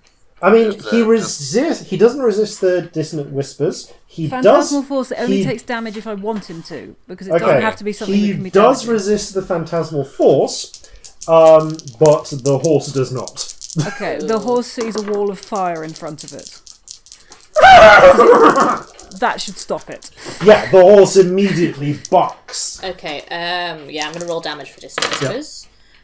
So that's 7 damage, so hopefully not too bad. And again, he just hears... Okay, hearing these terrible sounds, he clutches his head. Blood spurts from his nose and ears, and he collapses, twitching into the driver's seat. Unconscious, not dead. He is unconscious, not dead. Oh, good, right. Unconscious, not dead. Yep, you can control that. Right. That said, it suddenly becomes a lot easier for you to get on the horse, on board the cart, Corzin, and also Hope leaps aboard as well. Can we stabilise this guy? I'm going to get out my barrel, or from behind the barrels. I I'm think staying where I am. Yeah. You're staying where you are. Corzin, you can easily stabilise him. Make a medicine check, or unless you want to use magic. Medicine. That's more like it. 14. Okay, yeah, you can see checking him over. As long as you open his airway so he doesn't choke on the blood, on his own blood, he's going to be fine. Which is what you do. I put him in the back in the recovery position. Yeah. Let's get him out the cart. Yeah. Then he'll think Actually, no, that's a good Yeah, idea. you shove him out the cart! No, don't shove! You carefully shove him out the cart. I'm going to take him out the cart. You gently sort of lay him against the barrels. So as the horse leaves. as the horses, as this is happening, you, Scamp, run up. This dwarf runs out of hiding and helps lift this man off. While that is happening, I would like to continue the shadow going elsewhere. Okay, it's now moving slower every 6 seconds rather than every 3. This is like by this point with everything that's happening, this is now starting to kick up a fuss. People are panicking. You can see that a brigade of 13 watchmen are 2 groups, one of 5, one of 8. Are now beginning to move. One group of 5 is moving from the other side of Saint's Market, pulling up their muskets and preparing to take aim at the shadow. You can see that another group of 8 is running over the bridge. I'm going to make it disappear. Bit of smoke with prestidigitation. I'm going to give them an intelligence check. That was pretty high. As they go, they're presenting arms. And he goes, "Wait a minute. That doesn't make sense. You, search that side of the square. You with me. We're searching this side. I'm gonna run. Okay. By the way, while this has been happening, what's been happening with the cart? Corzin and her and Scamp. Well, I'm not with the cat. Scamp's just staying with the halfling. Okay, so you're staying with the driver. Corzin, sorry, what was that you're doing? I'm going to keep the cart going, not obviously towards where the horse thinks the flame is. Okay. But I dropped the flame. Flame's gone. Yeah. And you couldn't see it anyway, so you wouldn't. The horse is in something of a highly excitable state right now. So I'm going to need you to make an animal handling check. Yeah, please give me an animal handling check. 6. Oh no. The horse immediately turns, sort of jackknifing the cart in the process, and begins to bolt completely the opposite way. I'm gonna ask you for... I'm gonna ask you and... no, Scamp isn't in it, just you for a dex save to avoid being thrown out of the cart as it jackknifes. Okay, that's a 14. Okay, yep. You hold on to the reins, grip onto the seat, but the horse is now bolting the opposite way. So looking to go across the bridge towards the sort of towards the northwest when you wanted to go northeast. So it's gone at a 90-degree angle from where you really wanted to go. At this point, Celestia, as you're preparing to run, you see the cart in front of you, near your hiding place. One of the two men slaps the other, points at the cart with Corzin in, and they immediately whip their horse forwards. And that cart, with the two of them riding in it now, goes. Celestia, I'm going to say make a very quick perception check. Fuck, that would be a 6. Okay, no, you don't get any more information I than don't that. see anything. Scamp, I'm going to say, can you make a perception check? Because you do have a view on the situation. 16? Okay, you notice this happening, and you notice the two men both have, as their coats are flipping to the side from the sudden motion, you see both of them have concealed pistols. Okay, I've got something I'd like to do. Yes. I'd like to do another Dissonant Whispers on the horse, if I can, on their horse. On their horse. Go for it. So this is a wisdom save for the horse. If it's in range, it's 60 feet, so... Yep, no, the horse failed that, so what does that do for the horse? It hears a discordant melody and is racked with terrible pain. So I'm going to make it like another horse, screaming in pain. That was sort of an elephant, apparently. Yeah. I've never heard a horse scream. Neither have I, thankfully. I've never been... Okay, I'm the only one who knows what a horse screaming sounds Okay, like. You were nearly a vet, you have reasons. Okay, what does a horse's scream sound like, please? I can't do a horse's scream, but I know what it sounds like. It's horrible. Imagine a whinny, but with a lot more sort of guttural urgency to it. You know we're going to get tweets from this like of people asking us. We're going to get tweets from this of people asking us what this sounds like. I had a tweet a while ago of like, what does a sad deer sound like? because we'd done that in the podcast. We're now going to have tweets of sad horses. We must know. roll 3d6 psychic damage. Mm-hmm. Okay, so that is 10. Oh god, it might be dead. Okay, and then roll me... I'm going to say, roll me a luck check. Oh god. Let's roll high. Oh no, that's a 7. Okay, that's Does not the that horse lucky. go down? Not that lucky, not that unlucky. One moment, I'm going to tell you. Just looking for the riding horse stats. No, this thing's pretty chunky. That was what, 7 damage total? 10. 10. Okay, no. It's it actually doesn't go down, which is the good news for the horse. But it does begin desperately whinny screaming, which I can't do. And again, blood begins to spurt from its eyes and ears and mouth, and it takes off in it's not the opposite direct. It doesn't take off directly towards Corzin. It doesn't take off away from him, but it takes off diagonally across the market. So in very much not the way that the drivers were hoping for it to go. They go, and you hear them go, "What the fuck's up there? Whoa, whoa, whoa, go, whoa!" Can I drop a minor illusion shadow creature next to the horse so that they're connected? The bleeding horse and the shadow. Yeah, okay. Nice. Give me a performance check. 10. Not brilliant. It is enough that a couple of the guards immediately sort of turn, and you can see them about to fire until a third one smacks their muskets at barrels out of the way with his own and goes, "Don't fire into a crowd, you stupid fools!" And I'll let the shadow fade again.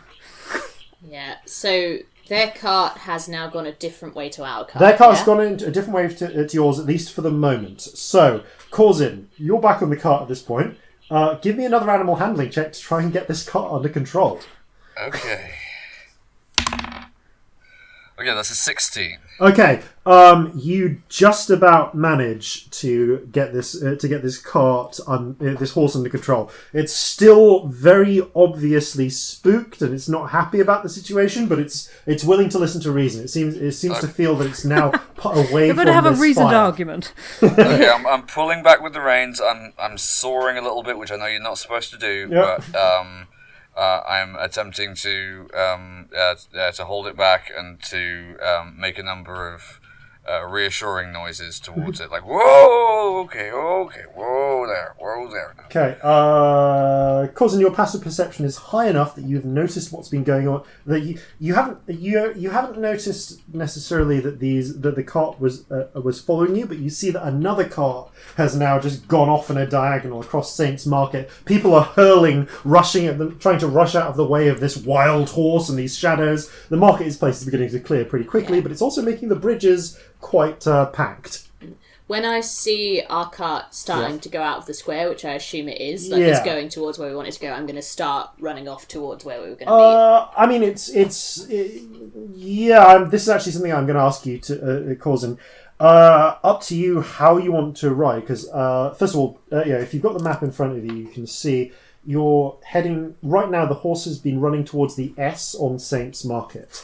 You could try and turn it all the way around and go back through the press of people that are in the market itself, or you could try and take a more circuitous route.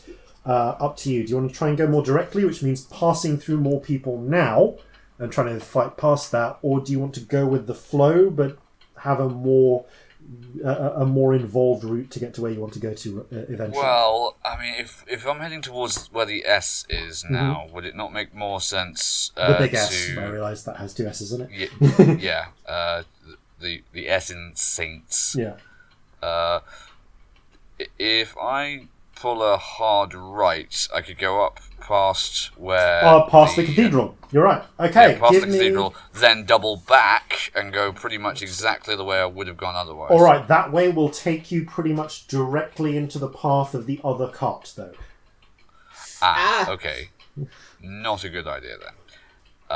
Not unless you want to, I guess, not ram them, because that would involve getting a horse to Oh, God. just attack a cart. No, horses have a much, much better sense of self-preservation than that. Yeah. Yeah.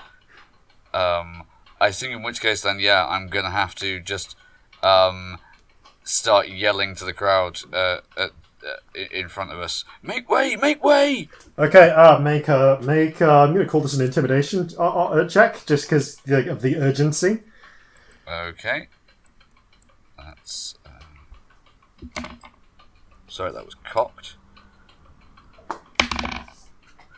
Okay, that is a...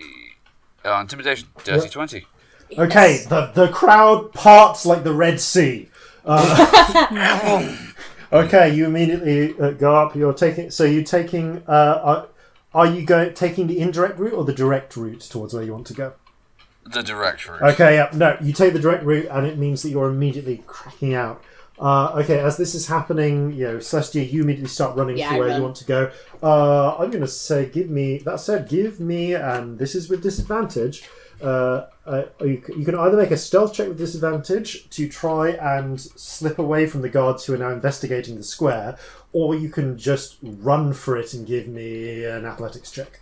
Hang on. Can I try and distract the guards? Because I have an You- unconscious man and I want help for him. Okay, if you're going to call for help, then you can make that check. You can make one of those checks either straight roll. As a straight roll. Yeah, Cool, you can cool. make the stealth check as a straight Let roll. me have a look what I've I'm got going to get as better. many guards' attention as I can. And Alright, stealth is a little bit better, so I'm going to do that. Yep, That's go alright. for it. Like trying to slip into a back That's alley or fine. something. Oh god, that's a 6.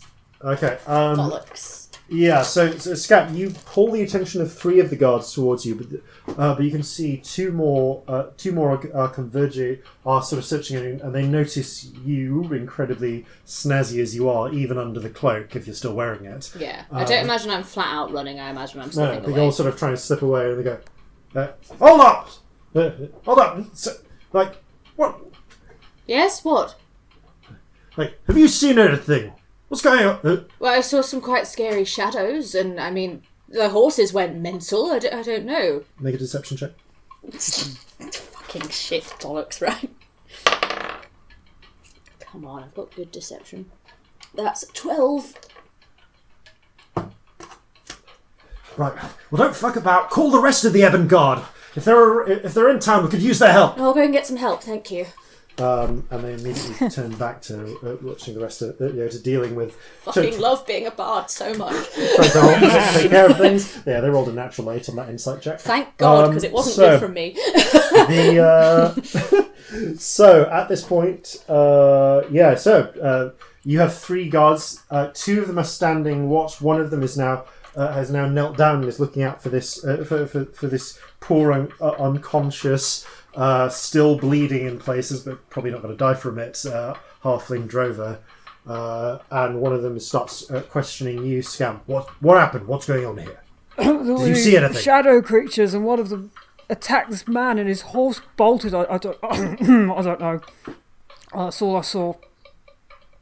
That is a deception check. Yes, it is. Yeah, that's definitely a deception check. I really thought you were going to put I'm a dwarf on the end of that. I am a adult man dwarf. That's a 17. Oh, bloody hell. They seem they see the one on the ground and one of the ones standing. Seem like all right, and they seem pretty distracted. But one of them goes, "Hold up," and he doesn't point the musket at you. He says, "Stick around. Like, take you in for questioning. Could use you as a witness statement." Okay, you going to stay and wait with these guards, Scamp? I'm going to wait until they're not looking, and then I'm going to misty step away. Okay. Oh, wow. Okay, I'm going to roll to see how many rounds that takes. Okay, no. You'll be able to misty step away in 36 seconds. So while that's happening, unfortunately, that takes you out of part of what's going on here. Okay, so Corzin, you're now riding up to the far side of Saints Market, going around the other side of the cathedral, and up around your intended path. However, the other cart, Celestia, as you can see, as the 2 guards are turning away from you, they've managed to get their horse, who's still bleeding, under control, and you see them go up the far side of the cathedral, and you can tell if they've spotted where Corzin's going. So they're probably going to ride around. Okay. As you are actually riding forwards now, galloping forwards towards the old city walls, Corzin, you can hear the sound of desperate, horse galloping. I guess, yeah, clip clops. Yes. Can I get within 30 feet of the other cart? You can. If you give me an athletics check, you might be able to get within 30 feet of where you know they're going to be. Okay. Because you're essentially you're almost chasing Corzin's cart at this Okay, point. 16. Okay, you actually get fast enough that if you really wanted to, and you were prepared to make another check, you could leap onto the back of this cart. Okay, right. But you'll certainly be within range. I don't want to leap onto the back of the enemy cart. That's not a thing. No, I I want meant to of Corzin's cart. on Corzin's cart. Yeah, if you wanted to. Okay. Yeah, I might do that. Okay. But then again, how close is the other cart to us? Well, the other cart, as you see now, as you're running up, the other cart is charging up the side. It looks like there's even odds that maybe they might cut Corzin off. Maybe they might come after him. This is going to come down to coming down to an animal handling check. Corzin versus the others, because this is a race. Okay. Okay, yeah, I'm going to jump onto the back of Corzin's cart if that's alright. Give me an acrobatics check. 22. You managed to catch on to the end. And I'm going to go in and pull the, are they like fabric doors? Is that what we're talking? No, it's more like an open cart with just a lot of fabric lashed onto the back of it. Okay, cool. Rolls. So I'm going to duck behind the silks and look over so that I've got an eye line towards the other cart, but they can't see me that's directly. fine. So, sorry, Corzin, what was your animal handling check? It is 21. Okay, you speed ahead. This horse already wants to run. It's very happy to gallop now. I'm just directing it. Yeah, you're just directing this horse as it gallops across through the city wall gates, across the very narrow, thin, short bridge towards Cyprus. You see now, doing an L turn as they come around the back of the cathedral, these two men, one guiding the horse, one gripping the side of their cart, are chasing up behind. You can see they've got their pistols out now. One holding reins with one hand, with pistol with other. Yes. Would I know how intelligent horses are? You know that horses are beasts and therefore not very intelligent. Okay, cool. Fuck it. Shit, bollocks. This poor horse is having a real time of it. But, It's having a bad day. Yeah. Oh, I'm trying to think what's the best thing to do here to, freak it out the most.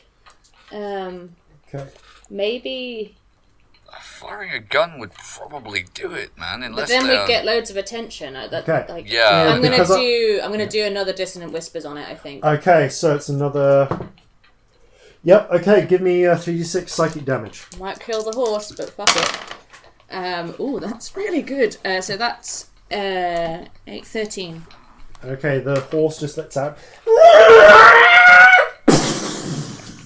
Its eyes explode outwards, part of its jaw rips off, it slumps to the ground, leaving gore in its wake. The cart flips onto its side. One of the men seems to almost be crushed under cart and horse. The other is flung over the narrow bridge into the canal. Wow. Right. And at this point, Corzin, you turn the cart around, you drive, and you ride. Just I shout, drive at Corzin! Yeah, you just drive hard until you eventually manage to turn a couple of corners, slow the cart down, and eventually reach the appointed place. It's around about this time, Scamp, that you're like, right. What? Have you found anything? Says one of the guards. There's the exact moment all three of them are turned away. Oh, all right. Well, we've got to get this one to. What the fuck? Where do you bamf to? The nearest alley, and then I'm just pegging it. Yeah. And at that point, it's easy for you to. It's not very far, but I can. No, go, you bamf basically behind one of the sort of supporting those sort of flying buttresses on the cathedral, and then just leg it, and everyone is having broken in that wonderful sort of chase sequence where you've broken line of sight and therefore suddenly invisible to the guards, or at least you're able to get away out of them. As you run across the bridge, you see this absolute wreck of dead horse. I'm going to roll a luck check for him. Dying man who has been crushed by a horse. Oh, God. You can hit the other roll for the other one. Can I try and pull him out and stabilise him? Can I... Make a medicine check. Make an athletics check, and then make a medicine check. 17 for athletics. Okay, you pull him out from under this dead horse and cart. Natural 20. Oh wow! Okay. With a modifier of 0 for medicine. That's doing everything really you can. good. You've watched Corzin working in the sick bay, and okay, you know what to do. You know what to do. And you quickly, tearing off some of his clothing, like bandaging what you can, staunching the bleeding. Okay, you put him in a state where you're pretty sure he'll live. He's not going to be happy, but with proper medical care or a cleric, he'll live and maybe even retain use of all of his limbs. Incidentally, if you really want, you can steal. You've shown little interest in guns thus far, so I don't imagine you're going to steal this pistol as you go past. But yes, I shoot fire out my hands. A pistol seems it seems a bit unnecessary. redundant. Completely redundant. So, you quickly scurry on past the carnage. Oof. 4 of you meet back up in the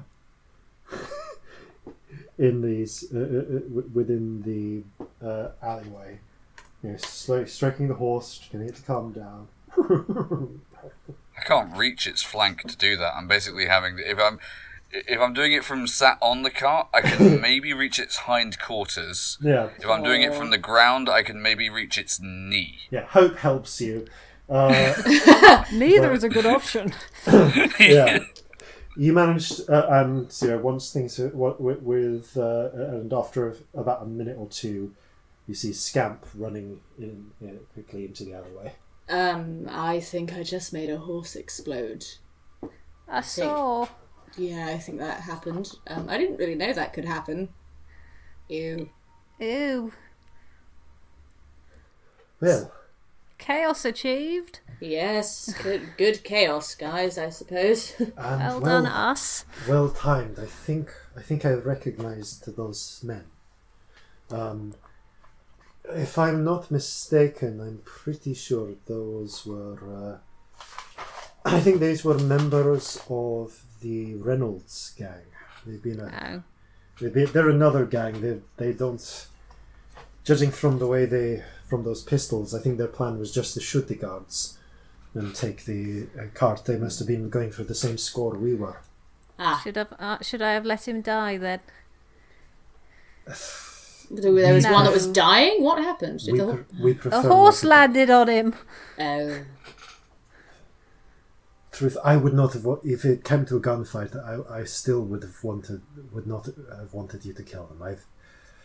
Well, I wouldn't have killed him. I just would have. Yeah. I stopped him dying. She nods. Good. That is a good thing you did. Yes, well done. Yeah. She shudders. Not to be cold-hearted about this, but a dead man they're going to leave. An injured man they're going to do something about. No, you have a point. Quite right. So she's Great. going to take a little swig of whiskey to herself. You're still happy. You're feeling really glad for that low-level opium sort of fuzz right now. Yep. Okay. If we hand over the reins to me, I know a warehouse near here that we can settle this into. And Great. over the course of the next 45 minutes ago or so, you merge into traffic, make your way. Well, we don't need to go with her, do we? I mean, this is true. If you don't, She want could to probably go do with the help unloading, couldn't she? Well, we've got shadows to hunt. I can unload myself. Come back at the end of the day, and I will give you your cut. Thank you. You sure you'll be alright? I'll be fine. Well, now that the Reynolds gang riders have been taken care of, I should be alright. Hey, thank you, all 3 of you. If I tried to do that myself with those 2 after me, I can't tell how that would have gone. They'd have tried to kill me. So thanks for the help. It's okay. It's alright. Didn't go entirely to plan, but... Yeah. A horse exploded. Yeah, that wasn't That really wasn't nice. in the plan. No. I was looking forward at the time, but I heard that and Yeah, it was sort of looking at me while it happened. It was pretty grim. Ugh. Should we go Right. find some shadows? Yeah, let's go and find some disgusting monsters. That'll be great. Let's do that. Lovely. With that, you head out past these, head out of the alleyway, and as you go in search of more shadows, we will pick up on that note after the break. You'll hear us all in a few subjective seconds. Good evening. My name is Jimothy Buchanan, and I am an alchemist. I enjoy preserving things, all manner of organs and fluids, but I especially enjoy liking, rating, and subscribing. Don't you? And welcome back. So, the three of you make your way out of the alleyway as Hope takes up the cart, drives it off in a different direction.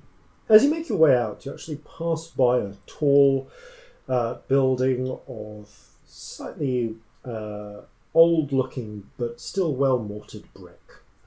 It's tall, it's got a sloped red tile roof, and in fact, outside of it, you see one surprisingly slightly familiar figure. The rotund form of Harold Butterbar, who has, it seems, has gone home and put on a new waistcoat, a little bit rotund, and is busy smoking just smoking a long pipe of tobacco while leaning against the building. He's a very slightly shell-shocked look in his eyes, but seems to look up and notice you approach. Well, why the Regent? If it isn't you, sir. What are the chances of me running into you again today? Oh, and he reaches forward and extends his hand, putting his pipe back into his mouth. I take it slightly warily and well, this is something of a turn up for the books. He clasps your hand in both of his and shakes them vigorously. Oh, may I say, sir? And with his free hand, he takes the pipe back out. It's an absolute pleasure to meet such an upstanding citizen as yourself. Now, I said before, I think, my name is Harold Butterbar. My friends call me Buddy, but Harry's fine as well. Although, you know what? No, I think you've earned Butty. Call me Butty. What's your name, sir?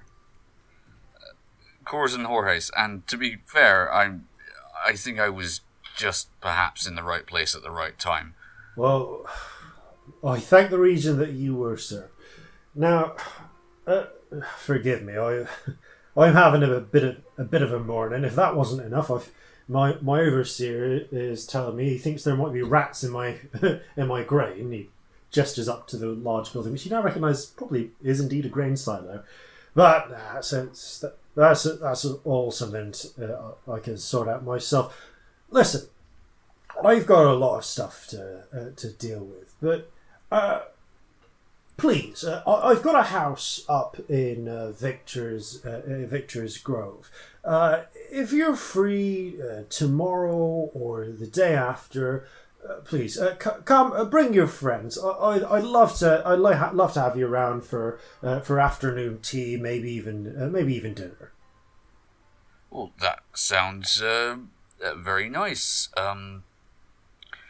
Is your wife doing well? Is she all right? Oh, thankfully, yes. We took her. I brought her to. I brought her home. I called the doctor in to take a look, and it seems. Well, he's never seen. Well, for one thing, he's never seen a wound as bad as that healed so fine, at all. But it's his opinion that you very much saved her life. If he'd had to dig the shot out himself and deal with it, we'd have had all sorts of trouble with infection. And well, I thank the Regent and all the saints that you were there, sir. Well, it's the least I could do, I'm sure. Now, if you don't mind me asking, what was it that that was your trade? You mentioned you're I'm in charge the of this grade. I'm in the grain trade. I do a lot of long distance trade. I don't know if you know this, but Brighthall has always had some of the richest fields in Jover, of course, due to us halflings tending the fields. But Seoul too has always been good with grain, though. Well, as I understand it, they're having some bad times. I mean, last 3 years in a row, they had bad harvests. They had a terrible harvest back in '95. It wasn't a great one last year, and then from what I've heard this year, it's been blight through the crops, bad weather. Price of bread has gone right up. I mean, for me, obviously, to a degree, that's not the worst thing, because we're shipping grain there and it's making a difference. But, well, all I can say is I'm glad I'm not living in Seoul right now. No, quite. Listen, there's a number of things I should get on with, but if come around for afternoon tea, come around for dinner, and if there's anything I can do to help you, just all you need to do is come and ask. Well, that's very kind of you. Just one thing before I have to be on my way, though. Is this your place of work here? Well, it's not just me. This is the majority of the grain in here is me, but it's portioned out. There's different, there's a couple of other shareholders who have stakes in the grain here. But yes, this is broadly where I work from my office a lot of the time. But this is where this is, as it were, where the actual goods are stored. I just came out to check. Well, there's always trouble with the little burrs, but apparently there's been a bit of an uptick of them last night. I've got some exterminators that'll be coming in to deal with them. What exactly happened? A little look. Oh, sure. It's a bit of a problem when you get rats in the grain. If I may be frank about it, they piss everywhere, and that starts to spoil the grain. It goes off a bit. And you get the risk of mold developing, and then you've got to throw out the whole. It ends up throwing out a whole amount of the silo, and well, it's bad for business. It's bad for everyone. At that point, all I can do with that stuff is animal feed. So, yeah, it's a constant war to make sure that there's no. There's no rats in the silo, but apparently the buggers have gone back in. That's a shame. Right, well, Last night, you say? yeah. Well, I don't know about last night. They'd probably been here for a few days, but this morning my overseer went in, did a check of the grain, and some of batch 27's gone a bit rotten. But Right. That's yeah. very odd. Is it very dark in there? Oh yeah, of course. Got to keep it dark. Got to keep it dry. I think, if you don't mind, and this is something I must tell you friendly in your ear, but not to cause a panic, like. Well, thing is, buddy, and not to worry you unduly, but we have reason to believe that part of what happened today in the square, which you and your wife unfortunately were caught up in, may well be part of a larger problem which we're trying to solve. And also, I don't know if you've had the opportunity to read the newspaper or listen to any of the town criers today, but there I have appears my to be newspapers delivered. well, there appears to be an issue with shadows, and not your regular sort of shadows that any normal man or beast might cast, but shadows of an altogether more sinister nature. Now, they are wont to hide during the hours of daylight in places that are dark, as direct sunlight is harmful to them. But, as I'm sure you can appreciate, in a city of this size, that does provide them with a number of places they could hide. Yeah, And if one of them happens to have made it into your silo, then best to be safe than sorry. Well, I've got to say I wouldn't believe it if I hadn't seen it with my own two eyes. If it hadn't come for me. If I hadn't felt that cold. Shudders a little. But, if what you say is true, if you want to take a look round now, I've got the keys. Please. We'd be much obliged to you, sir. Also, by the way, Celestia Stardust, nice to meet you. Oh, he shakes your hand. Shakes it. Harold Butterbar. Call me buddy. Nice to meet you, buddy. So, also, just don't be on your own at night right now. And maybe tell your friends Or anywhere as well. dark. Anywhere fear of dark. that. Make sure you tell everyone you can not to be on your own in the dark until this problem's sorted out. Right. Well, I'll stay out here with the keys for now, and you tell me. You come back out. You tell me, whether there is any of that business. With that, Harold Butterbar takes out his keys and, moving around to the side, he unlocks the doors, the double doors at the bottom. These stout wooden doors, you can see that they're reinforced in places, open up into a dark chamber beyond. It's obviously lit by the sunlight streaming in now from below.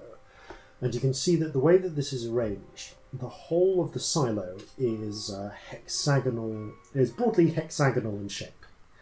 And now that you enter through looking in through the bottom entryway, you can see that that around the sides of the hexagon are just long bays full of sacks and sacks and sacks of grain. In the centre, there is a wooden spiral staircase that goes up, and you can see there is a layer. There is at least one floor above, probably several. And just peering up through the staircase, you can see that it looks like it has a similar layout, but probably arranged in such a way that there are more of these, bays comprising the sides of the hexagon. So 6 bays each, except for the first floor, and these just appear to be loaded up with sort of burlap sack upon burlap sack of stored grain. Some of it in huge jars, some of it in other containers, but. Yeah, this is a granary. Most of it seems to be. It is also entirely unlit on the inside. Right. I say to the other two, are you able to cast some... Yep, I click my fingers for dancing lights. Purple. Okay, the interior... Right, yeah. Apart from where the... mixing at this point a little bit with the light from the sunlight leaking in through the door, you can see that there is now a purplish tinge to this interior space. Don't know if either of you have ever been in a grain silo before, but absolutely no flames, alright? Right, yeah, you have a point there. Yes, good. Lots of wood. Do we know where Not Lots of dust. Yes. At this point, Butterman points out, there is the dust and the wood, but really it's mostly the fact that there's a lot, the grain's all quite small, and these places go up like anything with that much for the fire to catch on. Just be glad that we haven't got any milled flour in here. No. I saw that happen once. Oof. Really? Really? Boom. Then you know it ain't pretty. Yeah, right. So, Butty, where's 27 then? You said it was 27? Oh, 27, lot 27 would be...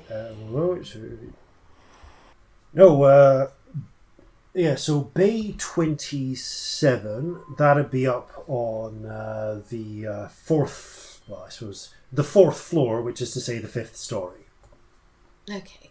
Do you want to come with us, or...? Begging your pardon, Miss Celestia, but I've had quite enough experience with these shadowy things. How about I stay here in the sunlight? Yeah, I think maybe you stay outside in the sunlight. Be really safe. Hold on, I thought you said those things can't attack during the sunlight, but I swear one came at me in the sun. They don't usually. We're not sure what's happening, but They're weaker in sunlight. They're not helpless, unfortunately. They're merely, like Scamp said, weakened, less effective. If it had got you in the dark, it might have killed you, darling. Right, that would make sense. Well, I'm definitely staying out here if that's all right. Yeah, you stay there. Wait, are you? We've dealt with them before. We're problem solvers of a sort. Well, I'm glad to hear it. Please. I'm a dwarf. Just for the hell of it, make a deception check. Celestia covers her giggle with a cough. I rolled a 1. Oh no! Like, he peers at you like, son, I'm not sure what you are, but you're no dwarf. And frankly, if you're a friend of Corzin's here, I don't care. Good. Thank you. Let's go kill some shadows. Yeah, let's do that. So, you enter in to the stepping into the bottom layer.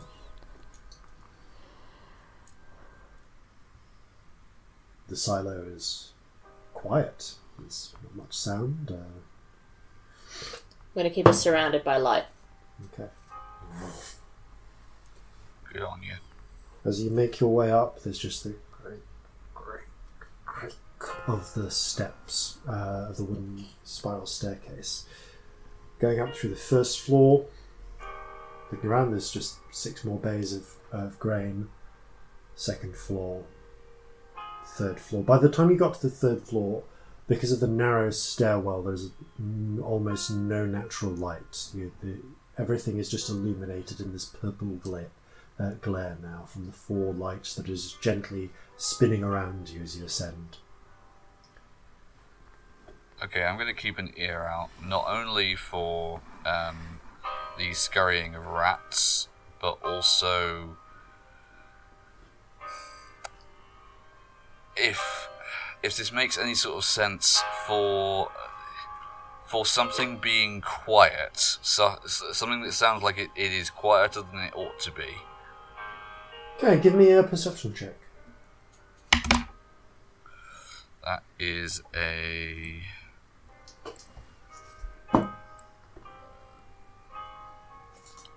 13. Okay. And I'm obviously looking everywhere for shadows. I don't know if you would check for that or if it's just general. No. You're just keeping a study. You're studying, you're looking around. Keeping an ear out as much as anything else. You can reach the 4th floor.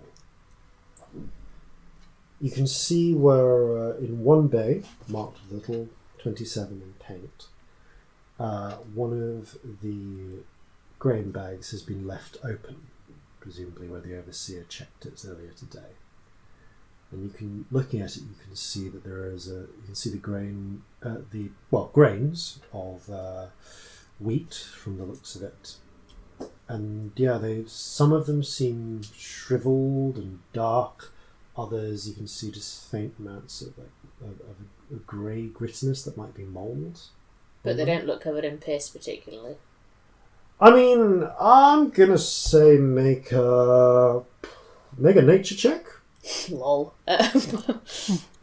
Or perception to see if you can smell it, maybe. What's my nature? Fuck is it? Oh, that's a dirty 20, mate.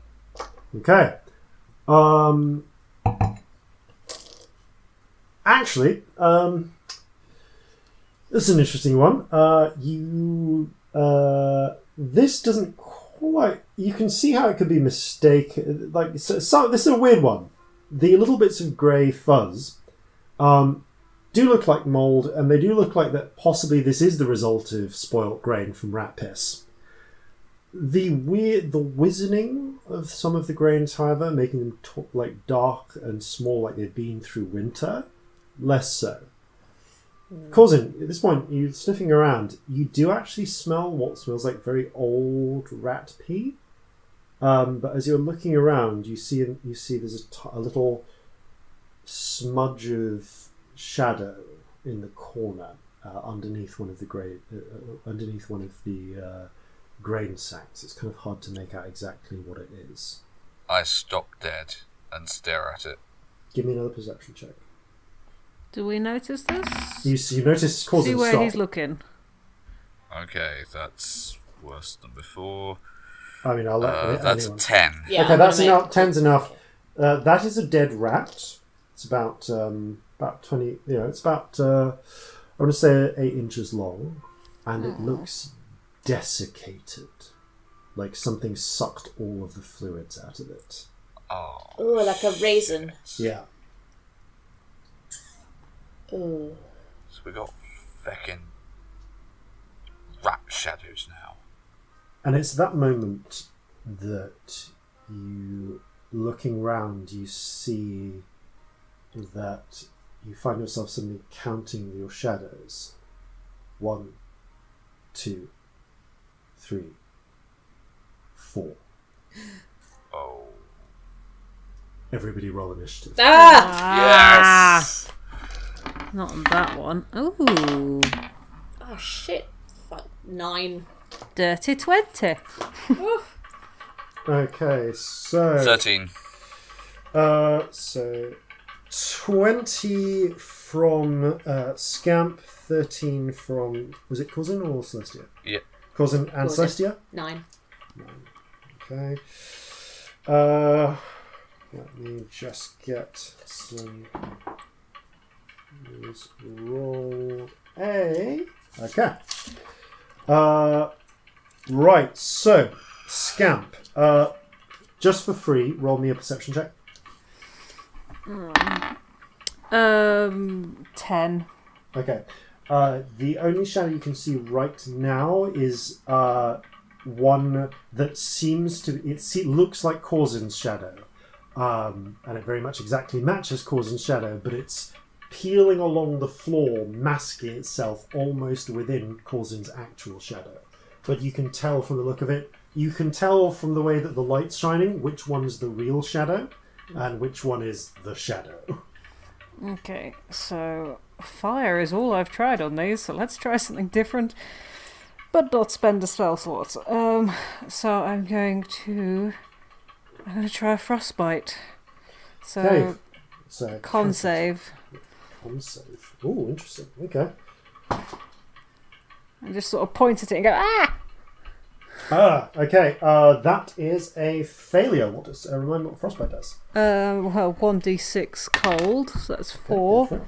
And disadvantage on the next weapon attack it makes. Okay, so again, there is that sense that it seems to like as you smack the shadowy form with your hand and frost spreads across the floorboards. You see the shadow ripple and reflect to it, and some of the cold seems to leach a little bit of that darkness away, but it's not as effective as it would be on a living thing. But it is working. It does seem It's to done be, something. It does seem to have been doing something at least. That's all I needed to know. Okay, so that one has disadvantage on its next attack, which is and good. I'm going to move away from it a little bit. I Okay, wasn't in so melee, was I? 'Cause you are all currently by. I think you're currently all between the stairwell and Bay 27. So, in sort of a small cluster. Where do you want to go? It's a hexagonal chamber with silo bays all around. Back against a wall if I can. Okay. Okay. You move behind one of the walls. You move right back against one of the racks of grains. Just looking to get some purchase there. Okay. So at this point, the Corzin's false shadow rises up out of the ground where it had been mimicking Corzin's real shadow, and it goes to try and plunge its hand into Corzin's chest, but it's moving a little slowly, it's moving a little stiffly. It doesn't have the same... It seems that the cold is still having some sort of effect on it. So this is with disadvantage for its attack, which is good because that was a natural 20 and a 3. Yes, slowed as it is, Corzin, you are able to backpedal out of the way before the creature can press its hand into your heart. However, it's at this point that 2 shadowy very much human-looking hands reach out from the grain sacks behind Corzin. Behind Scamp, I should say, and try to grab hold of their shoulders. So, Scamp, bear in mind you do have your mage armor up still, because it's been less than 8 hours since you cast it. That is a 15. That is my armor class. Okay, so the two Even with mage armor? Yeah. Exactly 15, unfortunately. So the two hands reach in and grab your shoulders like the most evil, terrifying massage you can think of. You take 7 points of necrotic damage, and as you feel the strength leached out of you, you lose 2 points of strength. Yeah. You currently have 7 strength remaining. Yep. Don't go to God. 0. Yeah. Okay, it's so- death, isn't it? At this point, 2 more shadows lunge out of the grain sacks they've been hiding in, and you see one of these looks like a sort of the shadow of some bulky dock worker. The shadow seems to have like a dress of some sort on. So I'm going. Oh, I really don't have many spells left. Shit. Yeah, so I'm going to say strangle, dress, and dock. Okay, dress. The one with the dress is going to go for you, Celestia. Nope, that's a natural 7. It's tries to clutch at you, reach into your heart. You pull out of the way. The dock worker one is going to charge at you, Corzin, as if it was going to tackle you. But again, that's a 13. Nope. Okay, you step out of the way. All right, so the 3 of them but they're going to try and give themselves more advantages here. I'm going to say the Corzin one, that is the Corzin shaped shadow, stays where it is next to Corzin, but the strangling shadow pulls back into the grain sack's Scamp, so you can take an attack of opportunity if you wish. I don't have a weapon. Okay. You short of punching it, unfortunately. I've got a -2 modifier, Up to you. so I do -1 damage. You do 1. The minimum is 1. I mean, I do have daggers, but I don't think I ever have them out, so I wouldn't say that I'd be able to do that. Yeah. Daggers are finesse. Yeah, but I don't have them on. I I mean, I will let you make because you have claws. I will let you make. I will let you make an unarmed attack as a dex attack. If you want to. If you don't, I don't think they're not tabaxi claws. They're just slightly sharp fingernails. Oh. that's all right. Okay. I guess I'll make an unarmed strike because Go for it. I mean, well, it'll hit. That's a 17. That hits, and you do 1 point of damage, which cannot be reduced further by resistance. So, Or my -2 modifier. yes. So as you claw at the shadow as it pulls back, you feel that some of its like some of the substance comes away with your claws. However, it blends into the grain sacks and is now hidden from everybody's sight. Mm-hmm. These things can hide as a bonus action while there is shadow around, and the little dancing lights don't create strong light. Oh yeah, no, I know. So they can still do this in dim light. Similarly, the one in the dress is going to pull away from you, Celestia, provoking an attack if you want to make it. Yeah, would this be like a rapier attack, I guess? Rapier attack. Yeah, I'll do a rapier attack. Fuck's sake, that's 11. That's not quite enough. It nimbly steps out of the way. It's going to try and slink into the grain to try and hide. That was cocked. Which it does. Yeah, that one is also hidden from view now. The dock worker 2 is going to pull back if you want to make an attack of opportunity, Corzin. Okay. What weapon are you using? That would be the Ghost Touch scimitar that I have, that's going to be a 25. That does hit. Roll damage as you whip death from its scabbard. 5 damage. Okay, it slashes the dot worker, and its strength and its darkness seems to recede visibly. It's super effective. That said, the dot worker is going to try and hide, but it's not as good as the others. It sort of blends into, and you can see it's squeezing itself in between the sacks to try and make itself less visible. But all of you can see where the dot worker shadow is. Okay, Corzin, it's now your go. Can I see where the Corzin shadow is going? Oh yeah, the Corzin shadow is right next to you. It's not leaving. Right, I am going to try and take this out. Okay, go for it. Make an attack roll. Right. Again with the scimitars. Yep. That's an 18. Okay, that hits. So that was death. Roll damage. 9 damage. Excellent. As you slice through it, leaves a hole in the middle of it, which slowly reforms. Dishonor. Dishonor is the blunderbuss. You can't. Actually, no, I am not using firearms in Absolutely here. not. No. But No, with I'm the just normal using my sword. other scimitar. Cool. My other scimitar, which I to hit is 21. That hits. Roll damage. Same again, 9. 9 cost 4. Not quite enough to kill it outright. As you stab into it and through it, and it seems to pin it on the ground. And it looks almost as if it's going to completely dissolve, but it tears itself away from the ordinary sword. It's now sort of shapy and insubstantial in front of you. Do you want to move or do anything else? Well, if I move away from it, I'm going to get an opportunity attack. Yep. But if I can maneuver myself so that I am between it and my companions. I'm going to say you can do that, yeah. Yeah. Or at least between...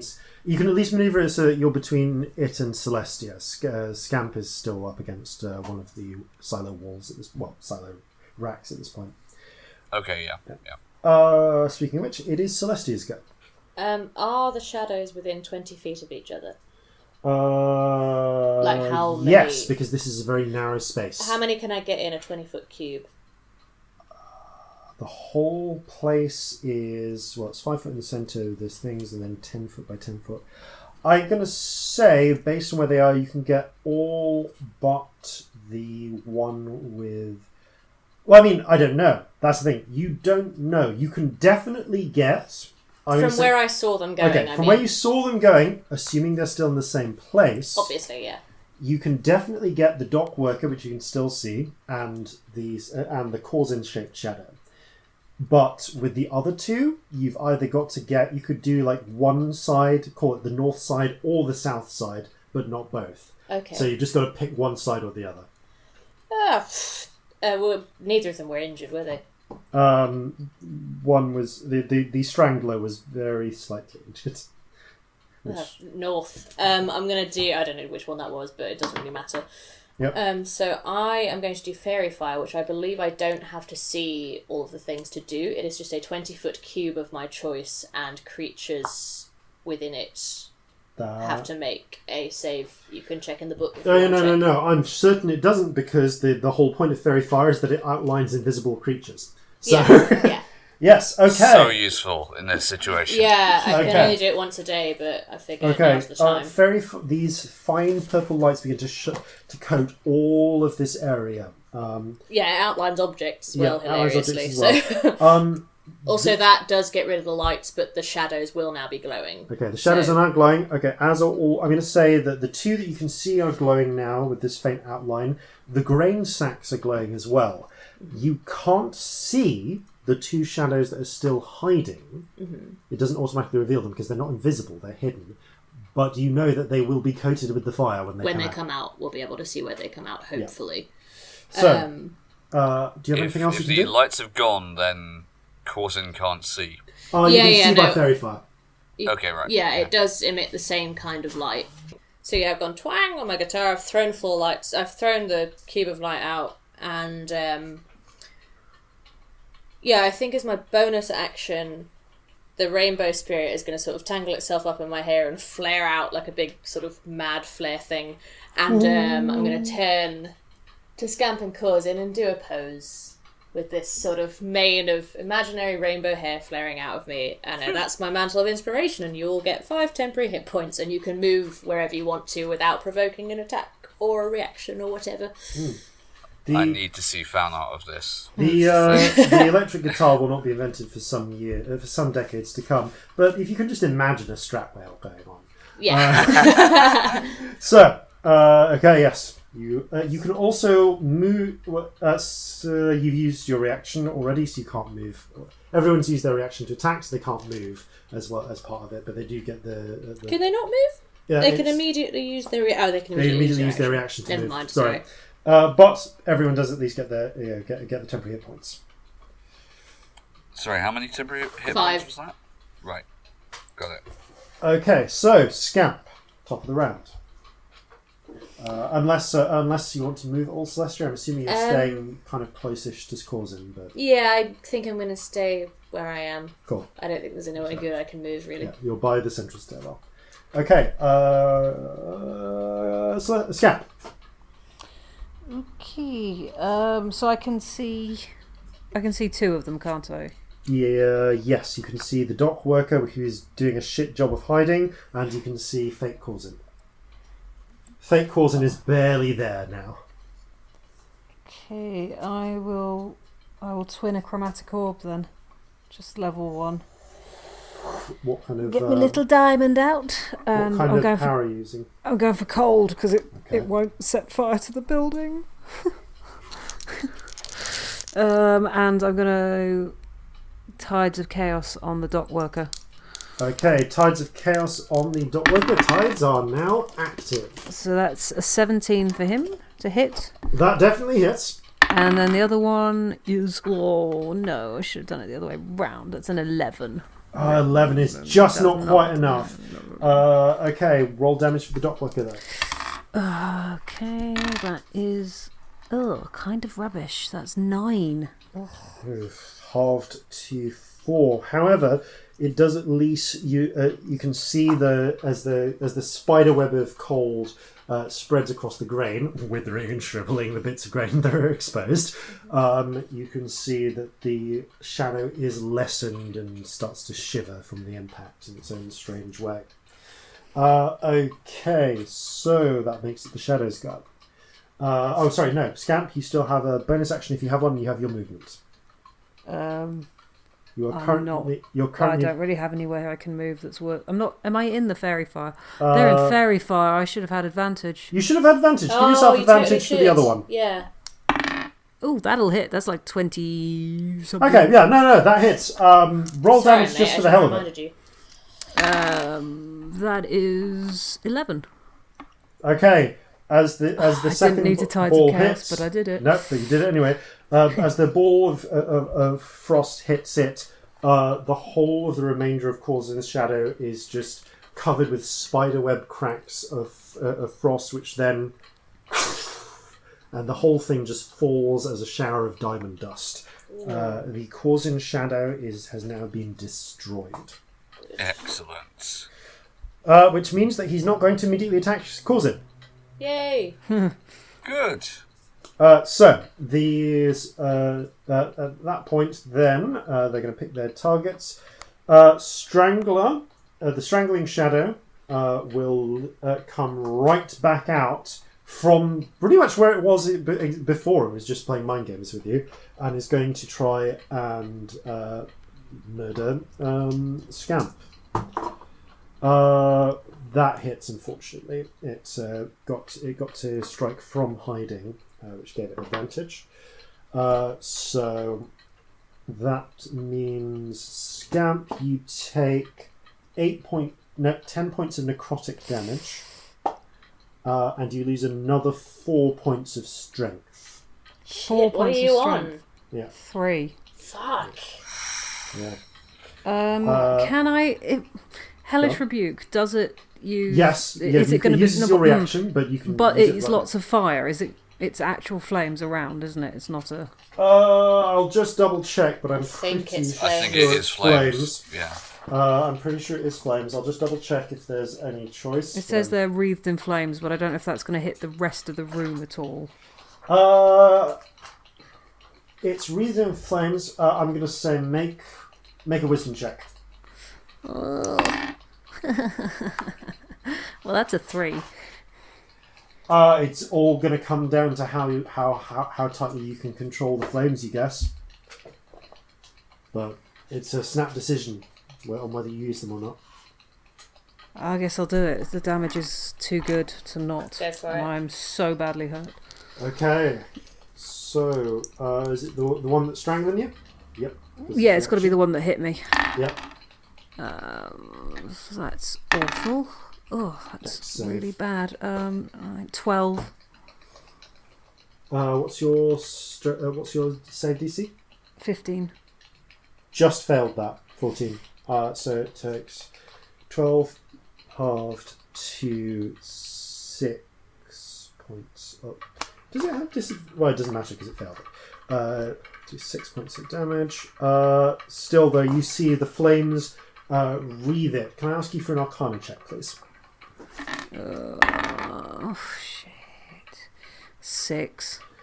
You're not quite able to concentrate the flames enough. I'm going to say that 4 bags of grain are now on fire nearby it, which does have the slight advantage that if that it really cannot hide there. Oh, and is now producing the good news is that now produces strong light within the room, at least within that half of the room. So no shadows can hide in the side of the room you're on, but 4 bags of flame are now on fire. Bags of flame? What? Well, they are. They are now. They are now, yes. Bags of flaming grain. Yeah, which means that the that one's going to need to make a dex save to move, which it does. Still takes 1 point of fire damage as it passes through the flames. And is going to scurry over to the far side of the room. And it's going to... Does it have enough movement? It has just enough movement to circle round. Up to you, Scamp, whether you want to take the attack of opportunity as it leaves. And I used my reaction on You used your reaction, Rebuke. Hellish Rebuke, much better. So yeah, it filters round to the far side and is going to try to hide. Which it hides well enough to hide from Celestia and Scamp. But It's still got fairy fire, hasn't it? Shit, it's got very far. Yeah, it can't really hide. It's glowing. Does very far. It can't benefit from being invisible, it says, so I don't know if that I'm going to just double check affects that. it'll have a bigger description in the place handbook than it will on my card, so... Very far, very far. Interesting. Oh, any creature in the area the spell's casting is outlined in light if it fails a dex save. I didn't actually roll for that one. Oh. So for the others, so I'm just going to quickly roll for the one that has not yet revealed it. I'll roll it for that one, see if it was covered. It was. Okay, and the other one you don't know about. Obviously. The dot worker was he was very visible anyway. But I'm going to say because he is wreathed in fairy fire, that I'm going to give him disadvantage on a hide check. Yeah, fair. Which is good because that was a 2. So yeah, no, the strangler is now trying to hide, but he's covered in glowing purple fuzz. He's still pretty damn visible. The one in the dress, however, as it surges out of a different set of grain sacks, you see this one is not covered in fairy fire. So she was able to successfully dodge out of the way. I say she, it's not like these things have any sense of gender. True. But you imagine that whoever it was born out of was probably female or maybe liked wearing dresses. So, that one, it's going to attack you, Celestia. It doesn't have disadvantage on its attacks, does it? No, just, what's that? Okay, no, that was a 21. Yeah, it is. Okay, so, Celestia, you take 11 points of necrotic damage. Thank God for opium. And 1 point of strength damage. Okay. Okay. It's not got enough movement to try and rehide, so it's just going to stay. Is it 20 feet out, 20 feet back? It's going to risk it. You have an attack opportunity if you want to take it, because it's going to try and fall why not? away Fuck from the flames. For one Oh, I'll thing. get advantage as well because fairy fire. Yes, no, because it wasn't fairy fire cloaked. That was the only. Oh, one that's not. the one that isn't. Yeah. Sorry, my bad. Oh God, fuck. 7. No, it filters away and attempts Dice to is hide. going. But there's so much glowing purple fuzz on everything that it hides very effectively, except that it's now the only thing not covered in glowing purple fuzz. So you can all see it where it's trying to hide in the grain racks. Okay, that makes it the dock workers go. The dock worker gives up its shitty hiding position, is going to go for Corzin again, seeing as how dangerous Corzin appears to be. That does, however, hit. That's a dirty 20. Yep. So, Corzin, you take 10 points of necrotic damage and 4 points of strength drain. Ouch.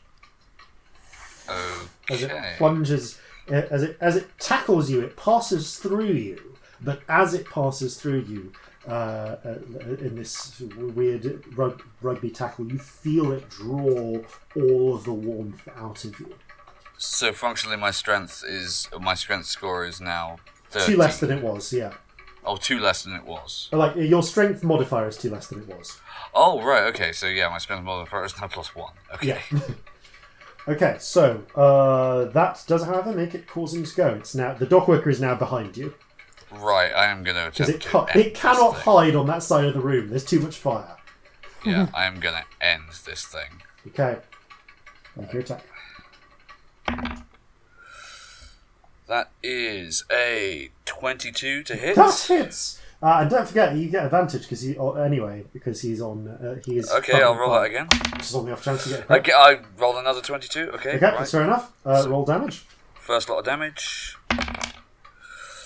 That is 7. Okay.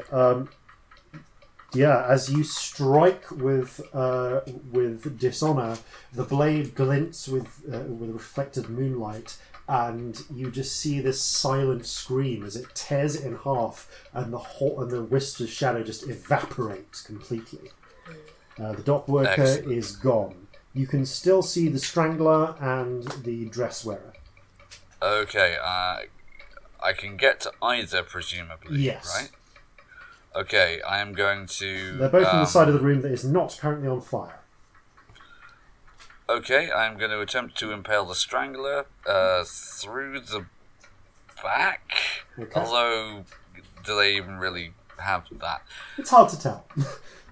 Alright. Okay, going to attempt to... Alright, that's dirty 20. Okay, that hits. Roll damage with your normal cutlass. Excellent, that's 10 points of regular damage. Nice. You pin it to the wall, and it struggles and writhes, and eventually manages to tear itself off the blade, but much lessened in the process. Celestia.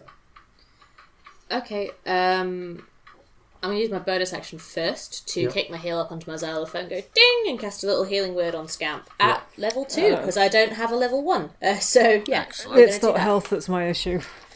I know, but I'm seeing you and Yeah. you're looking injured, so it's what Yeah. I would Okay, do, I think. fair enough. Yeah.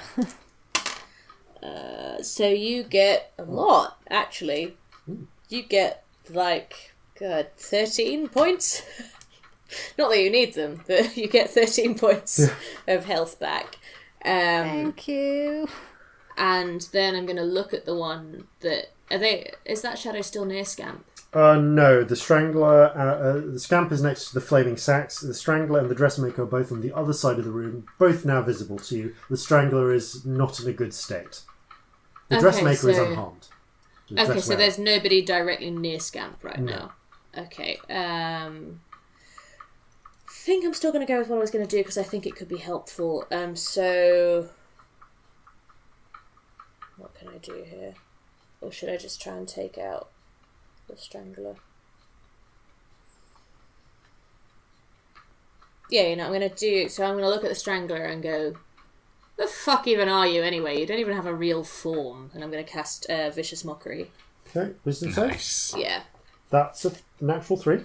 So Brilliant. Great. Okay. So let me do the damage. Yep. So that's 3 damage, and it's psychic damage, and it also has disadvantage on its next attack. Okay, as which is the you thing say I this, really it turns wanted. and it seems to look at you, and then it looks down, and just it seems to waver, and you realise that the shadows being cast by the flames on the far side of the room seem to be merging with it, disrupting its form, and then it just... Did I just comes talk it away. to death? You talked it to death. Yes! Love talking things to death! It's only the dress wearer left now. Don't think there's anything else you can do. No, that's all my actions. Although, actually, I would like to go and stand in front of Scamp between Okay. any shadows Yeah, and okay. them. You stand protectively in front of Scamp. Yeah. Scamp. Yeah, the grain bags are flaming behind you. What do you want to do? Well, the priority is to get rid of this shadow, so I guess I will chromatic orbit. I've not got much else. Okay. Like, lean round me. Yeah. I like that. Ooh, that'll do. That's 25. 5. That hits. So cold again. Okay. Is there any way I can get some of the grain bags in the line of cold? Not unless you twin this and aim at grain bags. No, I will do that another time. Ooh, Okay. that's good though. That's maths. 18. 18 really good. total. Nice. Yeah. Even 7 half and to 8 and 9. a 3. That is, you see, as it strikes it dead on, the cold covers it, and the ice crystals break away. You can see it seems to have taken much of the shadow with it. This thing is now, it seems a lot less intact than it was before. And I'm going to hide behind Celestia. Excellent. Okay, so...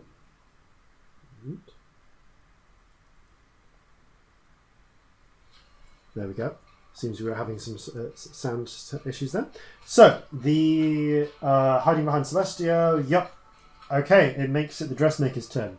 The dressmaker, seeing the trouble that's been caused and having picked its target, it's going to go for the one who has pissed it off the most thus far.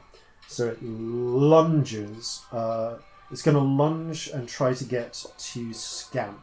Celestia, you can get an attack of opportunity if you want, as it tries to pass you. Yeah, can I not try and block it in some way? Use my reaction in that way? I don't know if that's a thing. If it's not, don't worry. Alright, I'll let you try and make an athletics check instead. Because that's what I'd try and do. Yeah, I'll let you try and make an athletics check instead. That's a 12. Really So annoying. this is its acrobatics check. It squeezes around you as it tries to step forwards and plunges its hand towards Scamp's heart. But just the flames licking around it, there's all the sudden light. Scamp, it seems to slow and uncertain enough that it just misses. You feel a brush of cold against your ribs, but it doesn't manage to get its hand all the way in. So no, natural 4 on the check there. Good. Corzin. Yep. Only one left. Alright. I'm going to muscle in on this one. Okay. Make your attack rolls. Okay, that is 19 That hits. Roll damage. for 9 points of damage with Okay. Dishonor. Finish her. Okay. From where Corzin is standing, he is going to have to go up from the bottom, not down from the top, but he is going to cut this thing entirely in half. You Nice. slice it down the middle, or rather up the middle, and the thing seems to stagger for a moment, and the two halves seem intact, and then they begin to splinter and tear, and it's like strips of cloth being torn off from fabric, and these just ribbons of shadow emerge and then melt away. Okay, he is going to stamp on anything that is trying to slither away. Also, anything that is now on fire, he is going to try and put out. That's a point. At this point, there are now 7 bags of Yeah, I'd like to try and help with that. Can we do that? Yeah, I'd like... I'd, Frostbite. Okay. I'm just gonna frost everything. Yes, Scamp, make an Arcana check with advantage with the others helping you, trying to fan it out. Because I'm so smart. That's a 17. Okay, it takes you 15 seconds of frenzied casting of the spell because you're sort of putting flames out as new flames are starting. Do either of you have prestidigitation? Yes, Okay, I do. yes, Thank you. and, Yeah, yeah. You start winking out flames. I do. Well. I start just snuffing him out. I I can do up to a small campfire, so I imagine so it takes me a you while. just- But yeah, You just wink them out. Corzin, as you observe this, you actually see one of Celestia's spirits is the one doing this. Isn't actually a visual spirit. It seems when you perceive it, it's more like a sort of humming or a series of musical notes that seems to be active. Nice. But yeah, after there's some humming from me. I sort of key in with it to get it to join in. Yeah. But after about 13 seconds of frenzied fire extinguishing, smoke now fills this chamber. They're lit only by thin purple light from the remainder of the fairy fire. I'm going to actually put the dancing lights back up. The fire winks out. The dancing lights return. And though there are still shadows in this room, they're no longer living. They're no longer trying to kill you. I'm just gonna collapse. Scamp. I'm going to go over to Scamp.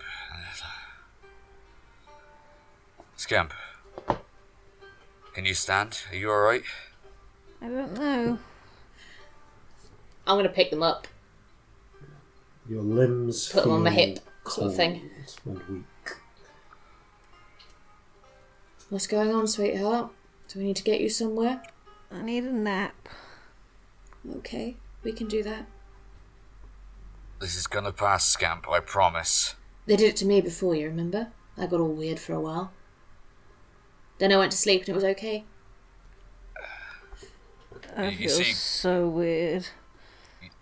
Corzin is going to attempt to pull Scamp to their feet, but... Oh, they're already You on my can hip, see. darling.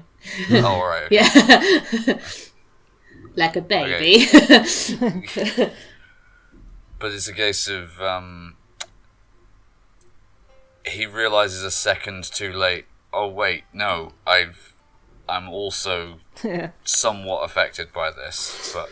Yeah, I'm actually the least affected. That's why I thought I'd pick them up. Because, yeah, I imagine maybe you try and help get them up in the first place and you're like, oh, no. And then I pick them up let me.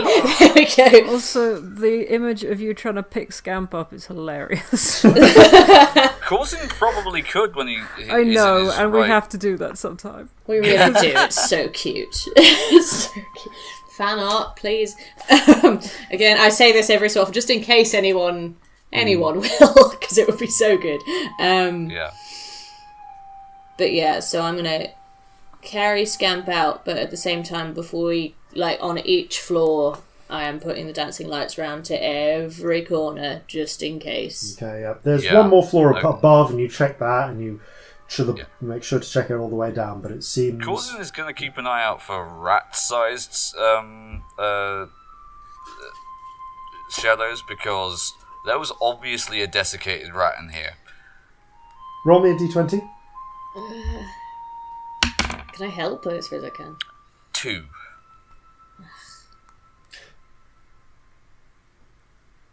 Yes, Celestia, roll a d20. Come on. 18. As you're watching, there is just a little bit of a flicker, and Corzin, you see this shadow of a rat pass suddenly across the floor. You stab at it with death, but it's not quite enough to make it. But Celestia, just quick as a flash, your rapier is out, and you pin the shadow in place. It struggles for a moment and then just fades. little fucker.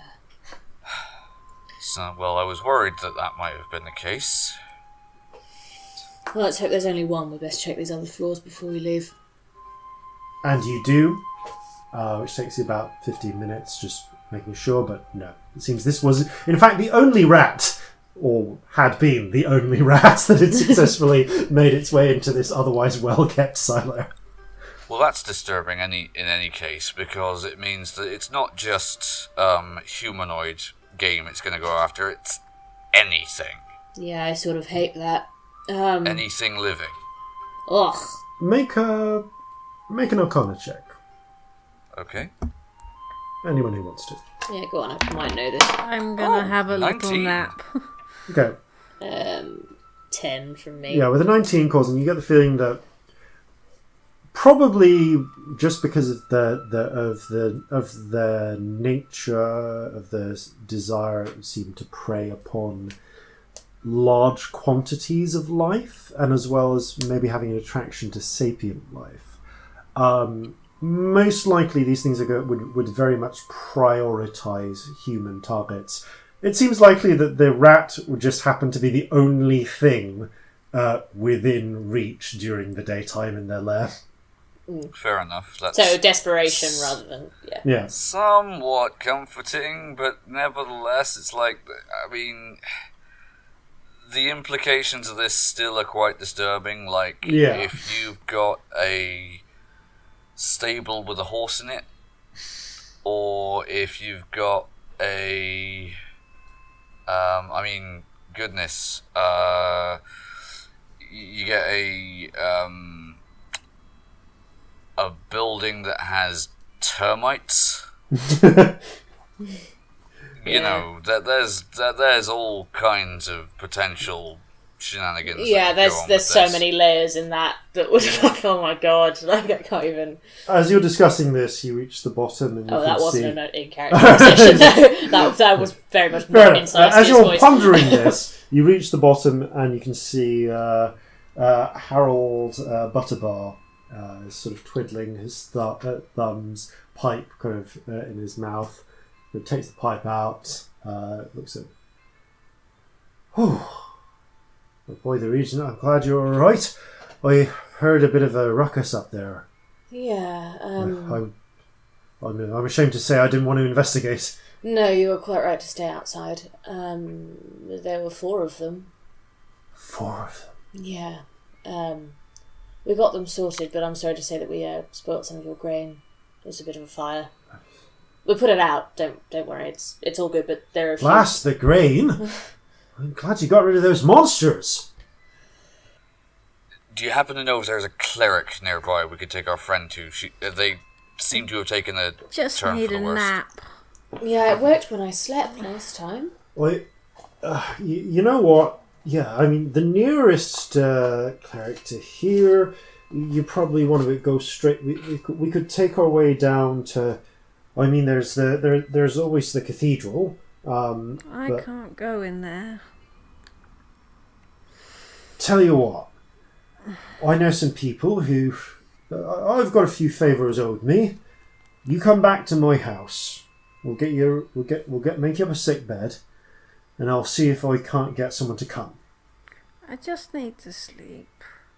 I'll be alright. Okay. Well, look, don't you worry. I'm sure I can get hold of a hansom cab, and we'll ride back to my house and put you up there. And besides, it's time I should show you some proper halfling hospitality. We could get you in a bed, sweetheart. I said to Scamp.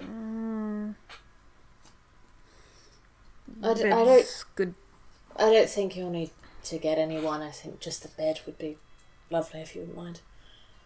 Right. Well.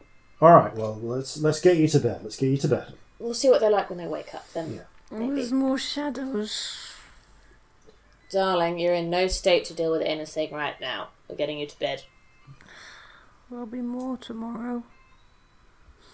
Yeah, that's why I was trying to get us to a cleric, because if anyone can deal with this faster... Right. Well. Maybe we should get a cleric. Although I'm Just fucked. a I've little got... sit down. Just give me. Let's get you back to my house and let's get you sit down. Let's get some food in you. There's nothing that good. There's very little that good halfling food won't solve. Upon that, we agree. Okay. Never had good halfling food. Well, I'll make sure to have our cook prepare something extra for you. Then. Hopefully, after today, you won't be able to say that anymore. And Harold goes out and he basically calls to basically a street urchin like, "Hey there, lad!" Tosses him a copper. Here's a copper for you. Go get us a hansom cab, would you? And after a couple of minutes, a small cart driver who just seems to ferry people around arrives, and you load Scamp into it. Butty pays the fees and everything. I'm going to sort of perch him on my lap and make a little soothing tune happen in their ears with, would it be prestidigitation or minor illusion? Probably minor illusion. Just like a little... Thaumaturgy works too. I don't have thaumaturgy. But That's my minor one. illusion, just a little like tinkly little lullaby that's not that loud, just for them. Sort of music box style. Yeah. So, the hansom cab moves fairly quickly, sticking to the main roads. Takes about 10-15 minutes to get towards into the very nice area of Victor's Grove. By this point, it's getting past noon. As the sun is high overhead. And you are taken to a small town, to actually quite a large townhouse, in one of these sort of sets of terraced housing that backs onto these elaborate gardens in the middle. If you kind of think, I want to say Fulham, but like if you think of those like old sort of Regency era houses in London, posh areas, like one of those where they're technically terraces, but they're terraced, in these terms, these are terraces in which people live who have incomes in the tens of thousands of gold pieces a year. Nice. So, yeah. I mean, you are... Sort of Savile Row type terraces. Savile Row type terraces, basically. Apologies for all of our non-British listeners. Yeah. Google it. So we're not doing it to be exclusionary, it's just how we talk. Yeah. So the you Butty leads you back to his house, and your Scamp, you are taken upstairs and you're tucked into a bed which is actually comfortably sized for you, which is to say, generously oversized for the halfling it was intended for. And you're not really aware of much except that the cushion, that it is incredibly comfortable. Like it's a full-on sort of eider down pillows and everything. It's like sinking into warmth and comfort, except that there's very little warmth because you're still cold. But you sleep for an hour. And when you wake, although there's still a certain degree of chill, the strength has returned to you, and you know that over the course of the day, it will come back. In the meantime, Corzin and Celestia, you have been taken into the dining room, and you spend an hour being semi-forcibly introduced to Butterbar's entire family. Excellent. Including his 2 brothers, 2 sisters, their spouses, and big families, and the 14 assorted children. Amazing. I do a small show for them. You make a performance check. Yeah, I do. I do some things that would amuse children. I make little puffs of smoke. Yeah. And sing weird little songs about fairies in the forest and get me off a cloud out and tootle away and tinkle away on my xylophone. I just amuse them for a bit. So, performance check. Yeah. I hope it's fucking good. It'll be embarrassing if it's not. Would this count that's as a short good. rest? Okay. This does. Yeah, so it's a 23. So Okay, that's yeah, good. they are enthused, they are enthralled. This is amazing. Like, you've got the kids are all sort of sat around like kids at a Punch and Judy show. Yeah. They're cheering along at the right bits and booing at the right bits, and Yeah. and It's a mixture of songs and like fairy stories. Yeah, I it's just about like half- take the children to a corner and have a it's lovely about half time an hour of this, and entertaining them. you're also sat down for a really for a whole a whole affair, I want to say, of dinner. And this enormous spread is laid out. I mean, it's not actually that much per person. It's just that there are a total of 26 with you, and some is set to one side for Scamp, people sitting down to eat. So all together on one big table, which it is, it looks like a lot. And I want you to imagine, in Hook, when Peter learns to imagine properly and all of the food is displayed on the banquet table, it's like that. Yeah. Oh my god, that's amazing. Yeah. Okay, cool. Love that. Yeah. And so it's to these sounds from downstairs of conversation and chatter and so on that distant as they are, that Scamp, you begin to return to consciousness. Roll me a D100. Oh no. Oh, this don't is explode terrible upstairs. 67. 67. One moment. How was that? Don't blow up upstairs. It's really awkward, like fireball through the ceiling. Like, Okay, all for the next, you can't leave bed for about a minute. You just, even though the cold is still, that has mostly gone, you are just paralyzed in terror. You think of the shadows, but there's actually a portrait of this very cheerful, elderly looking halfling grandmother on the wall, and for some reason you can't stop looking at that, and it's like she is just the crux of all of the horror you've experienced over an hour ago. And this lasts for about a solid minute of just mind-numbing, heart-beating terror. Sweat dripping from your face. She's right next. The portrait is right next to the door, so you can't get away from it. You're backed in, hunched up against the covers. And after about a minute of this, you go, "What?" and the fear effect fades. That could have been a lot worse. That could have been a lot worse. So much worse. I have two things I'd like to do. I'm going to roll a hit dice, and also I'm going to partake in some after-dinner opium, if you'll permit that. Hang out the back door. Yeah, Potty encourages you to go out the back garden to do that, but it's not in front of the kids. But... Oh no, not at all. I never would. But go out the back like a teenager smoking. But he joins you. Janine is actually Janine briefly joins you for dinner. For this point it would be lunch. But then returns to her own sickbed for a time. She's apparently decided to take the day off, and take it easy for a day after the morning.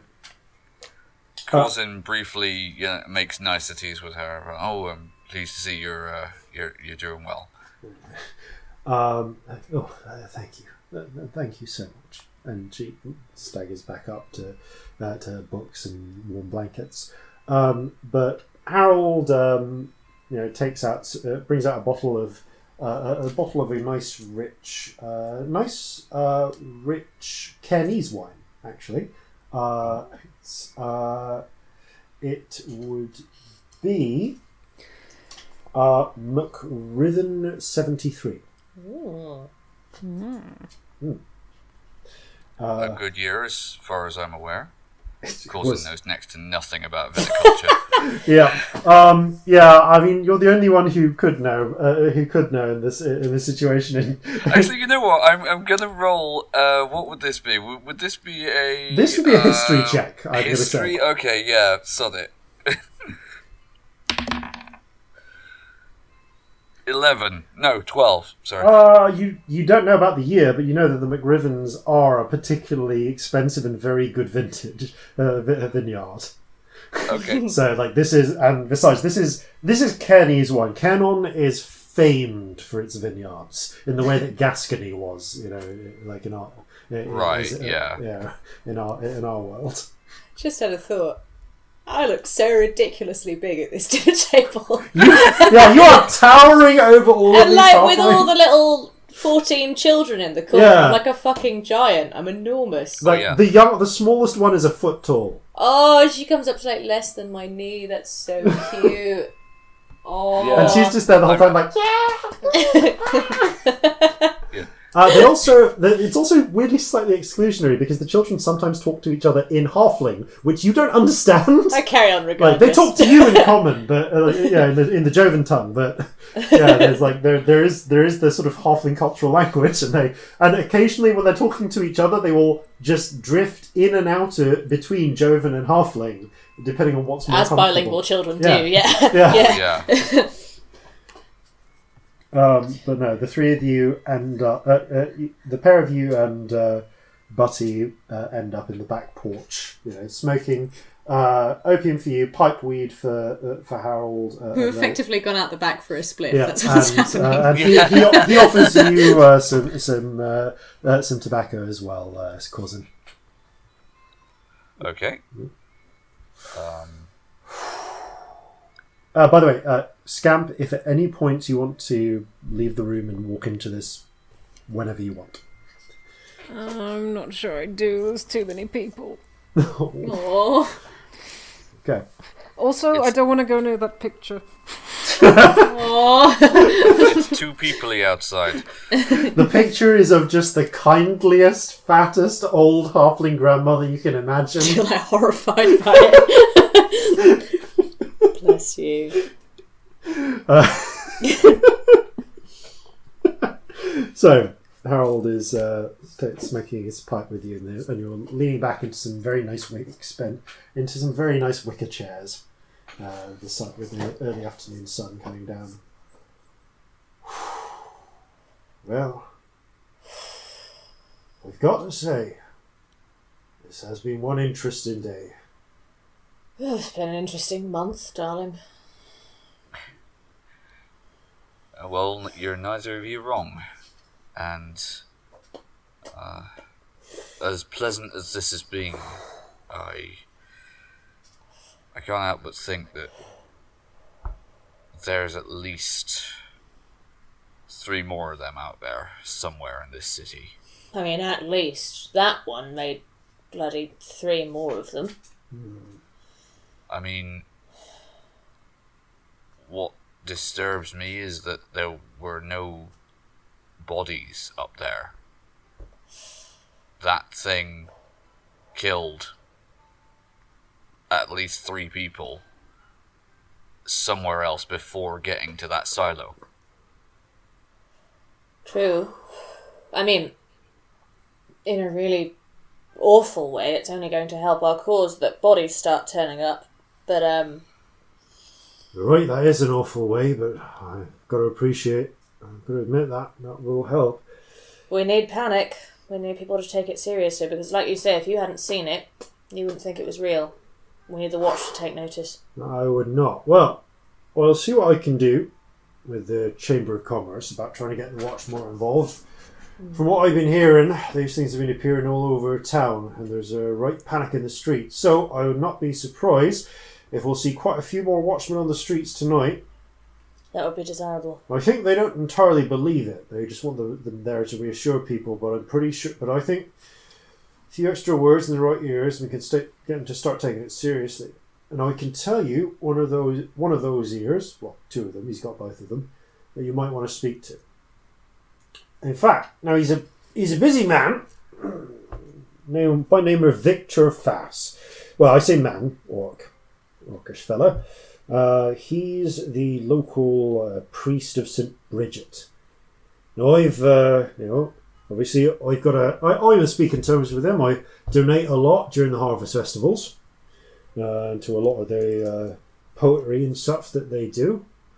So he and I are in good terms.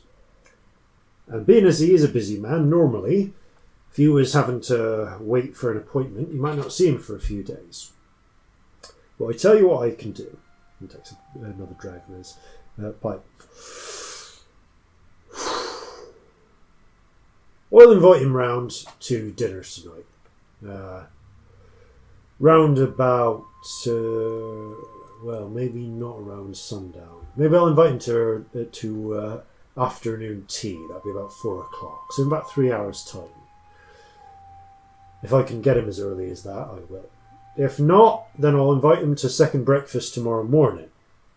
Mm-hmm. You come back to me then, and I'll make sure that you can speak to him directly about your problems. That'd be great if you think you can help. I'm sure he can. He's a true cleric as well. Oh, yes, he can be very helpful. So he's got some of that magic on his hands. I'm sure that the church has a few things or tools that they can use to help. Now, I can't promise... can't promise... Sorry, go on. Sorry, I'm surprised the church hasn't been taking more of an active interest in this, although maybe word hasn't filtered back to them yet. I reckon that's the case. You know, even with as open as those things have been, there's a lot of stuff that reaches the church's ears, and they can be pretty stretched, and well, they can't always devote all their resources to every single thing that turns up.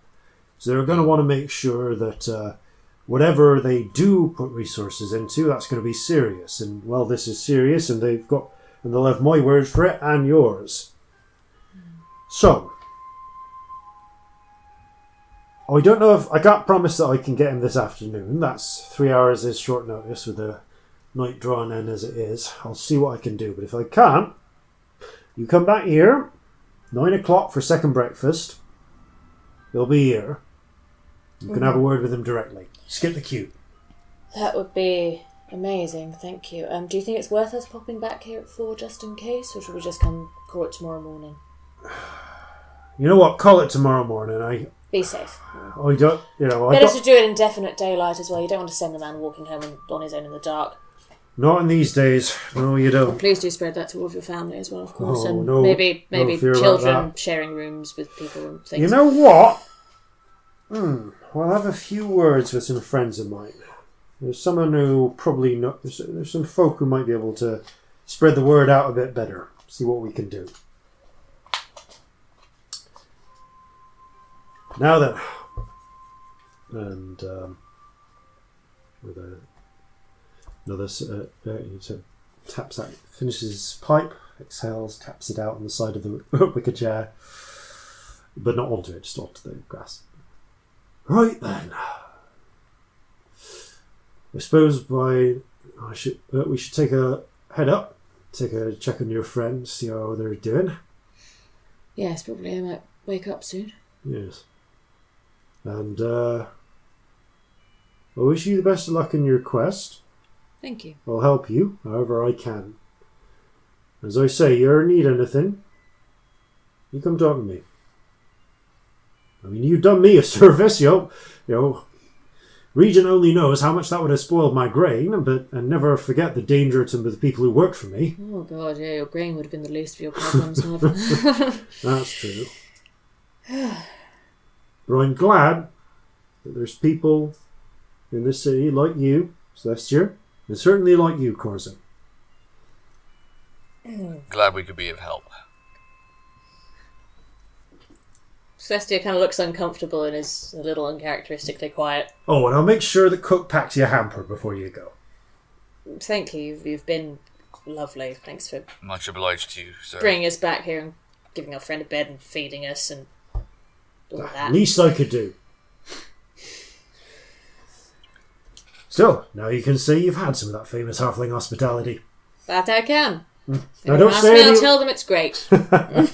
Don't stay any longer, or you'll be here for the next meal as well. Yeah,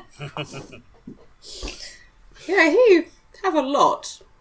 Well, that was strictly speaking, that was lunch, and then there's onesies coming up soon. How many meals do you have? I asked this to both of them. 12 generally, if you can get it. 12? Although we work a lot as well. How do you even get time? That's insane. Well, they're not big meals. Little and often. Little and often. None of that. Right, I'm gonna go and check on Scamp. You tap out your opium pipe. Yeah. And head up. I can't believe I just said that.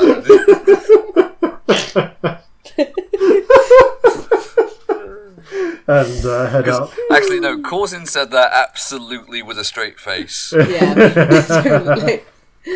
And you head up to the room where you can see Scamp. Yeah, Scamp. How are you doing in your incredibly lovely eiderdown bed? I am very comfortable and not looking at the picture. Scamp has their face resolutely turned away from the door for some reason. How are you doing? Better. Good. I can walk again. Less wobbly? Yeah.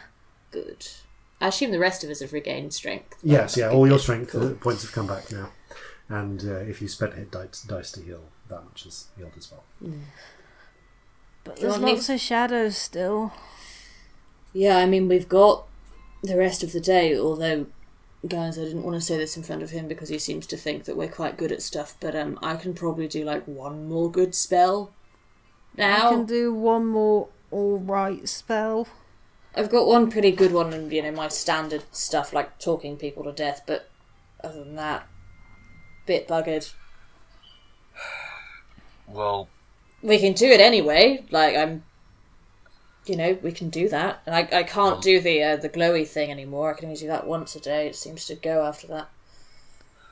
The longer we wait, the more chance they're going to have to... And he sort of twitches as he says this.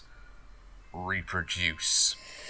Yeah, I think you're right. I just thought I'd better make it clear. Down, we've got to contain them somewhere where they're not going to do any harm. Yes. I guess we give it a go. Where do you think we should look next? The sewers were an idea, weren't they? There's got to be some better stuff above ground, first off. Or there's got to be a lead or something. They killed 3 people. That one killed 3 people, right? Well, not necessarily. It might have killed 2, and then one other one killed another. Oh, shit, yeah. Or it could have killed 1, and then it could have been a killing chain. Yeah. One of them looked like it was a dock worker. Is there anywhere down the docks that might be a place where they could hide, maybe? Maybe we should check the docks. But at night, a dock worker could have been anywhere. True enough. Fair. I'm just thinking, if they were going to go to a place where they were going to be relatively safe and where there were people around, I don't know that the sewers is necessarily the best place to go. Certainly they could hide, but there's no food down there. At least not the type of food they want. Yeah, there won't be people. But if lots of people use the sewers to travel. True. Oh. But not all the time. There's not guaranteed food. But they just need somewhere to hide till dark, and then they can feed. One. Ideally, what they want is one. Ah, you're right. I reckon we should maybe go chasing after any rumours of funny deaths. That might get us somewhere more specific. Because if that's not a bad idea. If 3 more people are dead, surely there'll be some near where they were. Or anyone else. Sword does a lot of damage to them. Should we maybe look into getting some more magic? It's a magic sword, right?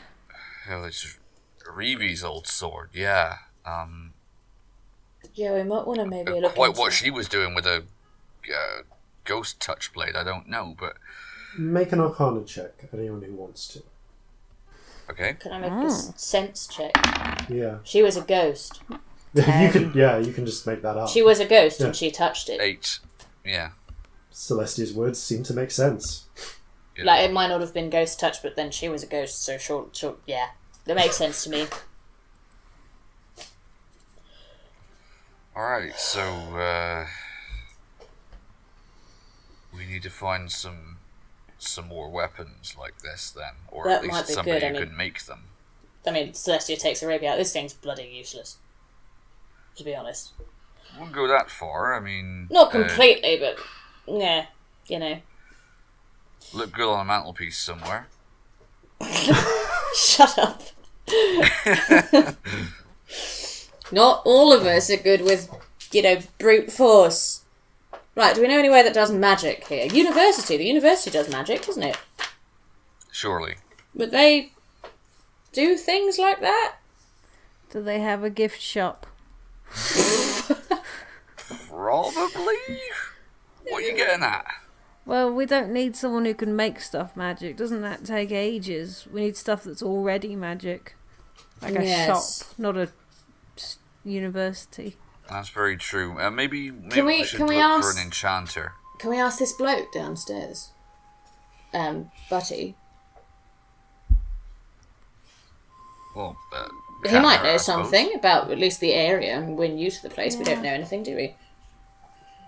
Maybe. All right. Celestia walks out the door. Butty! One moment. And you hear they're sort of clumping up the stairs. Good to see. Good to see you're up then, Jürgen. I mean, Dwarfen. I Sorry. readjust my beard. Sorry to bother you again, darling. Do you happen to know where we might be able to get some magic weapons? Or, enchanters, that kind of thing. If you don't know, I just thought it was worth asking a local. Well, I mean, if you're after, it's not really my sort of thing. But I've been around town. I guess it depends what sort of magic you're talking about. Because, there's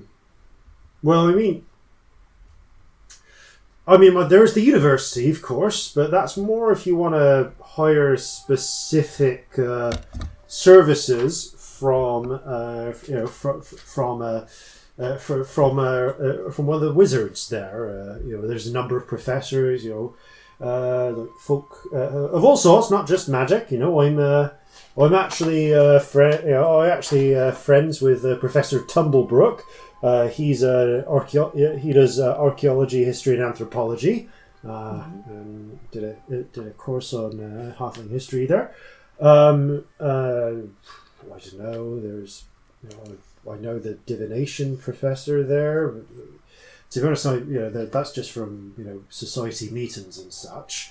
I suppose you could commission them to enchant a weapon, but that'd take months. That'd take weeks. That's a busy sort of thing, and they're not really the type to have them lying around. If you wanted weapons that were magic or close enough to be magic, maybe some of the dwarves down in the Iron Ward might have something like that. They're the kind of specialist. But on top of that, though, if you just need it to be magic for a bit, and you're looking for more sort of magics that can be used a little bit and then they're done, you might try.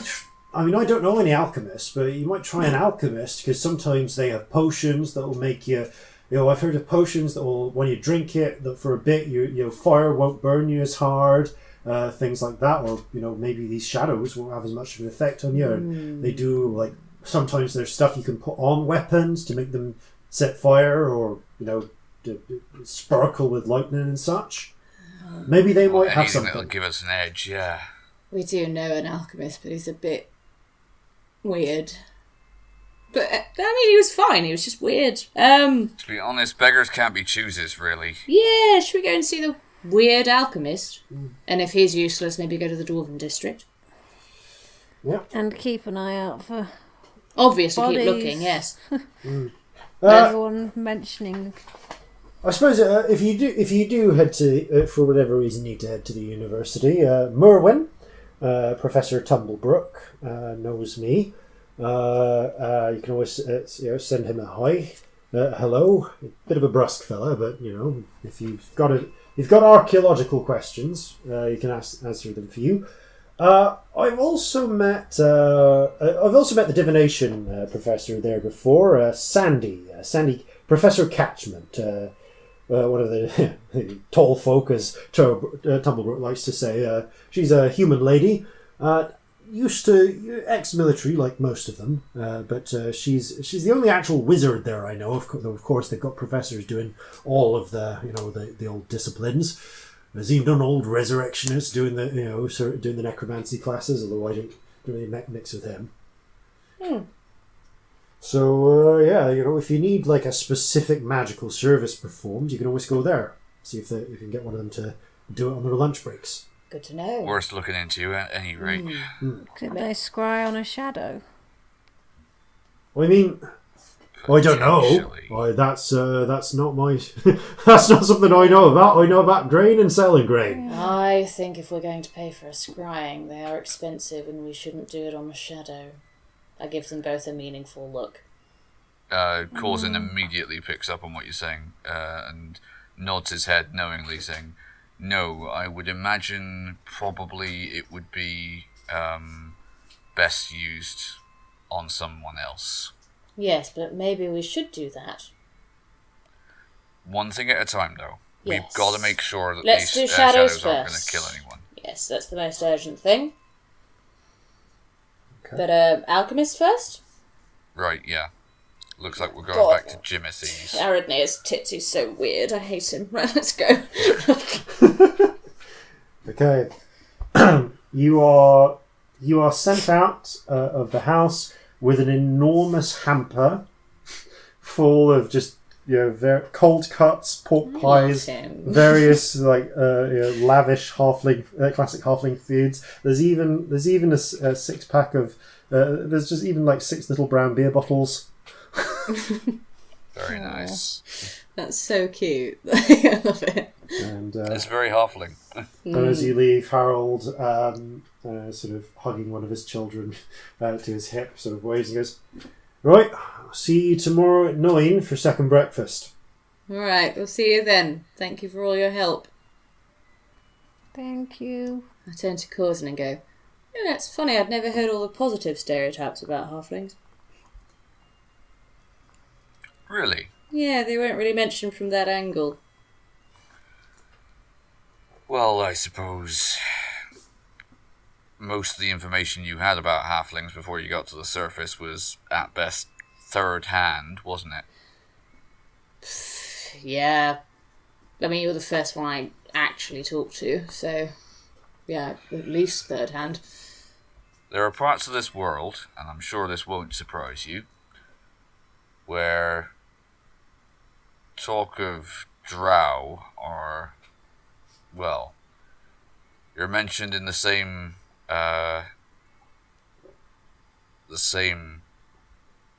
breath as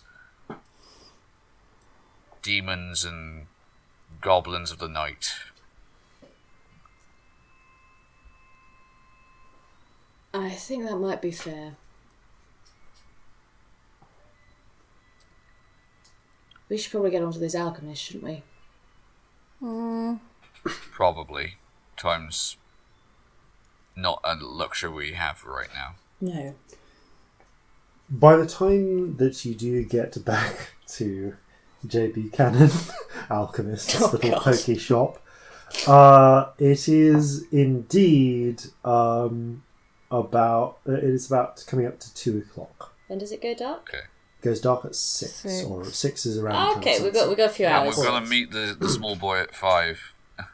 Only briefly. We're just going to give him some cash and then fuck off. Yeah, well, yeah, but also just make sure he's not dead. yeah. I'm sorry, there's no subtle way to put that. There isn't. Make sure no one's just knifed him and taken the gold. Yeah. No, not that. It's just he knows about the shadows. Oh yeah, that too. Yeah, it's bad. So, you find yourself in front of the quiet wooden door with little breastplate of J.B. Cannon, Alchemist. Can I reach the door knocker? You can. As you reach up and are about to close your hand on it, the door cracks open. Yes. Hello. Not weird at all. Jimothy. Hello. We're looking for some magical weapons to fight shadows. I wonder if you might have anything, potions or weird swords or anything. Celestia's really struggling to break eye contact with him. Once again, he doesn't blink at all. Just fixated on your eyes. Magical weapons. I'm afraid I don't sell weapons, but I do sell certain fluids that will enhance the properties of such for a time. Come hither. He opens the door and invites you back into his shop. Dark. Still almost no light from the outside. It's lit by a little little oil lamp from the ceiling. By the way, you might want to light this place a little bit better at the moment. There are shadows around that could come in. I see. I will make preparations. Good! That could have been a pun. Make an insight check. All of us, I'm going to make one. Oh, Fuck natural it. 20! It was! He was making a pun. Fuck's sake. Yeah, mine was a 14, so I don't know if I get that, but... Okay, so... One moment, I'll tell you that what this is. Okay, so... he returns with... he steps back through the beaded curtain and says, "Await my return. I shall see what I have in stock." Okay. He's weird, right? It's not just Oh me. my god, he's so weird. I don't know what to do.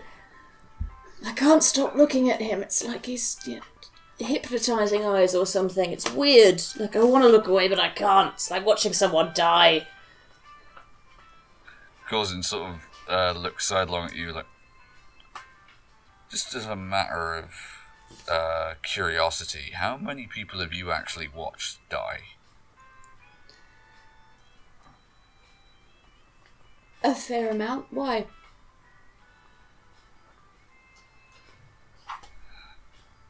Well,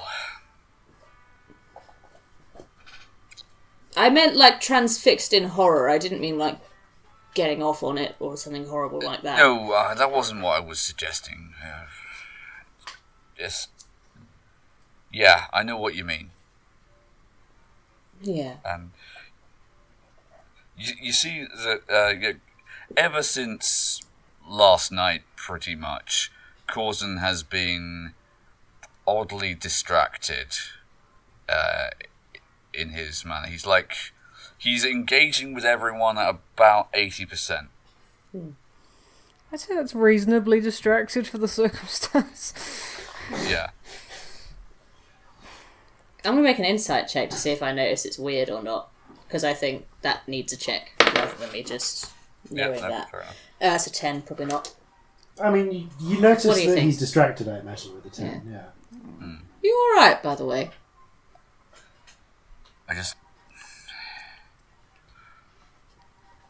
I know that that there's no way I could have known what was going to happen, but You feel... there's part of me that I chose to swallow that egg. I could have not, and so everyone here who dies,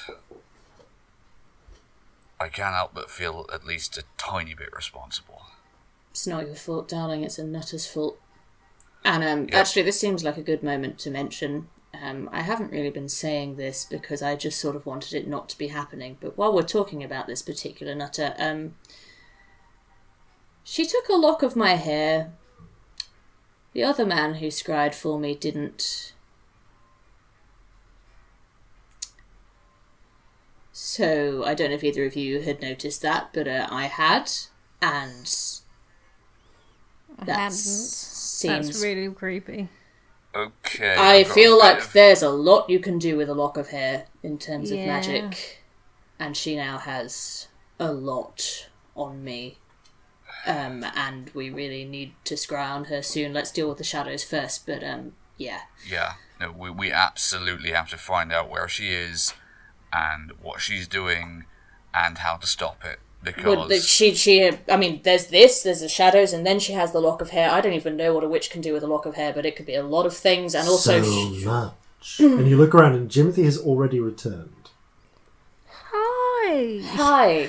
He is holding in his hand a rack with 6 little tubes filled with some sort of yellowish oil that looks like... It looks like a very, very thinned out cooking oil, almost, in its consistency and appearance. And he has a small cloth, sort of velvet bag in his other hand. I have returned. Yeah, we saw that. Good. He places the rack on the table and points to the vials first. These were extracted from a creature with particularly problematic claws. If coated upon a weapon, it will give it the strength and power of that creature's claws. That creature was known to be able to strike at things that were not so physical as you are. This enchantment, for want of a better word, will last only for an hour per application. Which is why I thought you might enjoy these. And he pulls open a little velvet drawstring bag. And you can see there appear to be 3...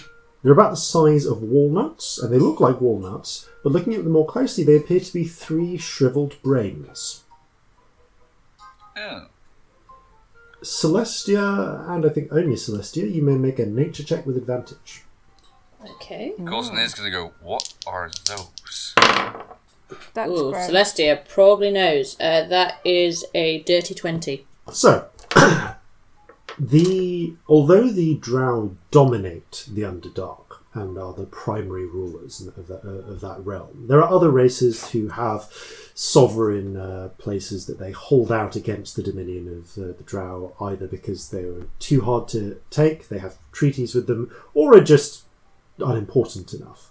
Most of those are dwarven, but there is also a species of creature known as a mind flayer, capable, which are known for, amongst other things, consuming the brains of other creatures to survive and having great psychic powers. One of the things that those mind flayers are known to keep are a type of pet known as an intellect devourer, which resembles, and you've seen one of these before, pickled. It resembles a large brain, about the size of a corgi, with 4 small legs. Again, similar to that of a corgi. And you know that these creatures feed and operate by burrowing in through the necks of sapient creatures, often slave humans and similar, replacing their brain and then puppeting their bodies. These are then missing the legs, but these appear to be shrunken and preserved intellect devourer brains. And properly shrunken as well. These have gone from corgi size to the size of walnuts. I think you just ruined corgis for some Yeah, people. I think corgis might now be dead to me. So they're really small intellect devourers. More accurately, intellect devourer corpses. These are definitely not living intellect devourers. I said to Jimothy, those are intellect devourers, aren't they? Well spotted, yes. I turn to Corzin and Scamp. They like burrow into creatures' brains. They're usually bigger than that. These are small and dead. And then turn back to Timothy. They also have a particularly interesting attack when threatened, where they're able to send out a burst of psychic energy to liquefy the brains of those nearby. This sort of energy is known to affect creatures of an insubstantial disposition. I have preserved these devourers and applied the necessary fluids to ensure that this last-ditch defensive measure can be deployed at your will. You need simply throw the corpse at a hard surface, and it will discharge its last burst in a small area. And I'm just going to state this. This basically affects a 15-foot or by 15-foot square, and does psychic damage within that square. Mm-hmm. You can throw these up to, I want to say up to 30 feet, or maybe 60 feet if you had a sling. Yeah, and I guess we'll talk about how much We'll damage later. We'll talk about damage later. Now, for each of the vials of the beast's claw fluid, I will charge 50 gold crowns. For each of the devourer shells, I will charge 100 gold crowns. How many of each does he have? He has six what are oils of essentially magic weapon oils. If coated on a weapon, these will for an hour essentially increase attack and damage by +1, and they can affect incorporeal creatures. Cool. The intellect devourers, if thrown, explode and deal 3d6 psychic damage within a 15-foot square. I think I'm just going to personally get one of the vials of oil for me. Because that's an hour of bewitching a weapon, isn't it? Yeah. Cool. I think that even though I know Scamp doesn't generally use any melee weapons as such, but it would be advantageous to have something. So I'm gonna buy another one of the oils. If nothing else, I mean, I can coat the other non-magical cutlass in it. But yeah, totally. I'll get one of the oils as well then. And then we've at least got one each. That's nice. And maybe one of the intellect devourer brains. Yeah. He wraps it That in. makes it a nice round 200. I He think. wraps it in butcher's paper for you. So shall we just third that, do you think? Oh, what? So Or money, what are we doing? It's my point, because I've taken 50 off for the oil that I was buying. yeah. Well, if I take 50 off, that's for the oil I was buying. Yeah. And then if we want a brain, That's 100. I'm not that bothered about a brain because I can do psychic damage anyway. All right. But it's up to you. I'm wary of saving money for scrying. This is what I'm thinking about. Yeah, I'm aware. It's just a brain would be really good area of effect. It would a bit, which wouldn't we it? don't have. Yeah. Maybe we should we go thirds on a brain? Yeah. Yeah. So like 30. Call it 33 each. Yeah, 33, and then rock paper scissors for the person who pays the last one. All right. So just Should we roll do a D20? your d20s. Okay. A.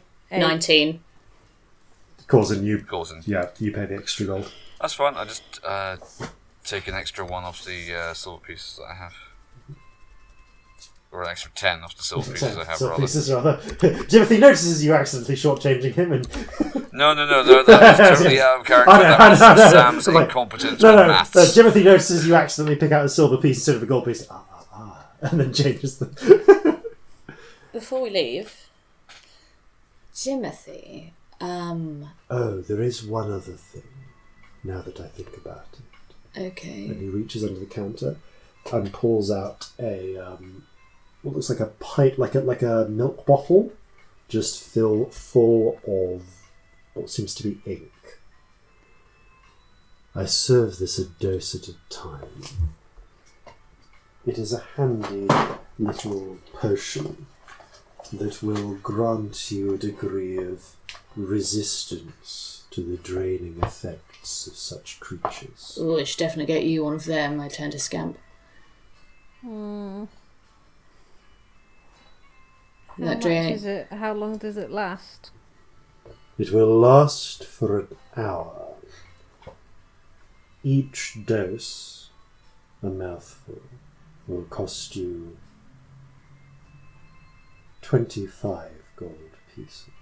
Oh, so worth it. I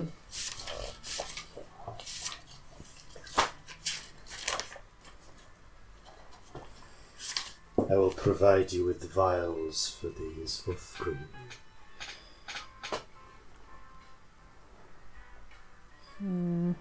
He seems to have like 20 doses worth of this stuff in the. I'm going to get glass. one of those. Yeah. Yeah, I'm One gonna get dose. one for now. Okay. So it takes Pours me that down into 2 to- small mouthful ampules. Sorry, I'm just doing maths. Bear with me. So yeah, these grant you resistance to when swallowed. They grant you resistance to necrotic damage for an hour, and I will house rule that the strength drain is halved as well. Cool.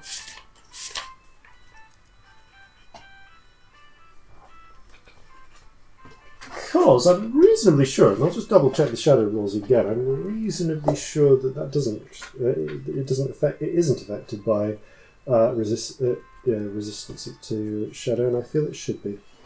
Cool. Yeah. Well, my rule is that it does get halved. Again, before we leave. Timothy, Yeah. you said a witch can do a lot with a lock of hair. What do you know about that? You spoke of her in relation to scrying.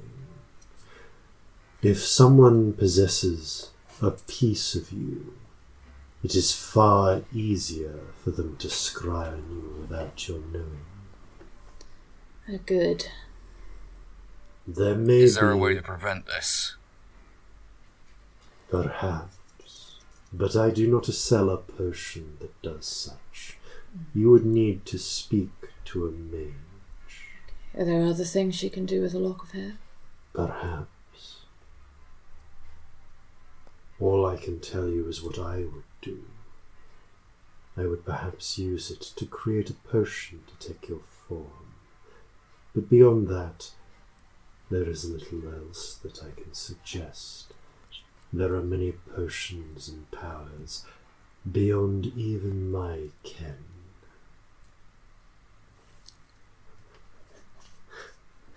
Did you Yeah, use just fucking never scared. Scottish slang? Like, what? I'm sorry, this is completely out of character, but I just freaked out a little bit because I just don't know what to do with that. Is anyone getting kind of Severus Snape vibes? Oh my god, I'm getting so many different vibes. I don't even know what to. Severus Snape and Vincent Price had a child together, and this happened. There's so much going on. He still has not blinked once. Okay, bye. Celestia leaves. Farewell. We may meet again. Yeah, look forward to it. The door closes behind you.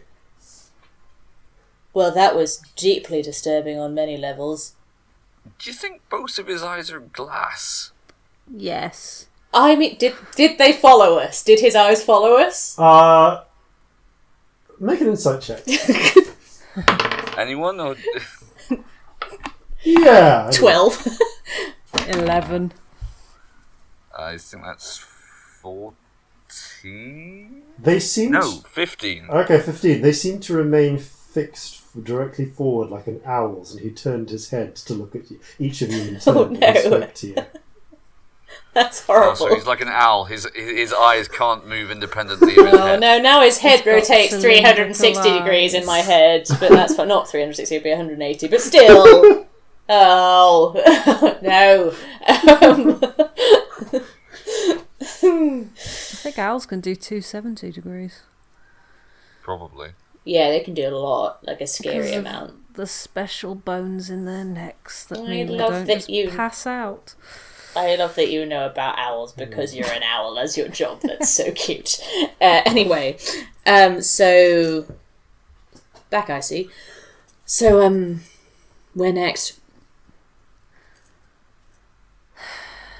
Well, we haven't spotted any signs of dead people. So Also, we are not even talking about what he said about using that for a potion to take my form. Let's just not even go there. later. Yeah. Alright, let's see if we can find somewhere similar to the silo where not very many people go, that's up high or down low, that will be easily accessible to something like these shadows. Okay. You set out. Still with perhaps 3.5 hours of daylight left in the day, in search of more of these shadow nests. And that is where we will pick up next time. Oh, God damn it. Thank you all. I'd carry on, but we're well past the 4-hour mark now. God, we so Yeah. are. Bloody hell. So Yeah. thank you all very much for playing. I'm so tired. Thank you all very much for listening. This was fun. This was so fun. And as always, farewell from all of us here at Flintlocks and Fireballs, Fair Seas, and Natural 20s. When the truth is too dreadful to bear, sometimes you'll fabricate a scare. Make friends from those you've put in harm. Find grain and secrets in a barn.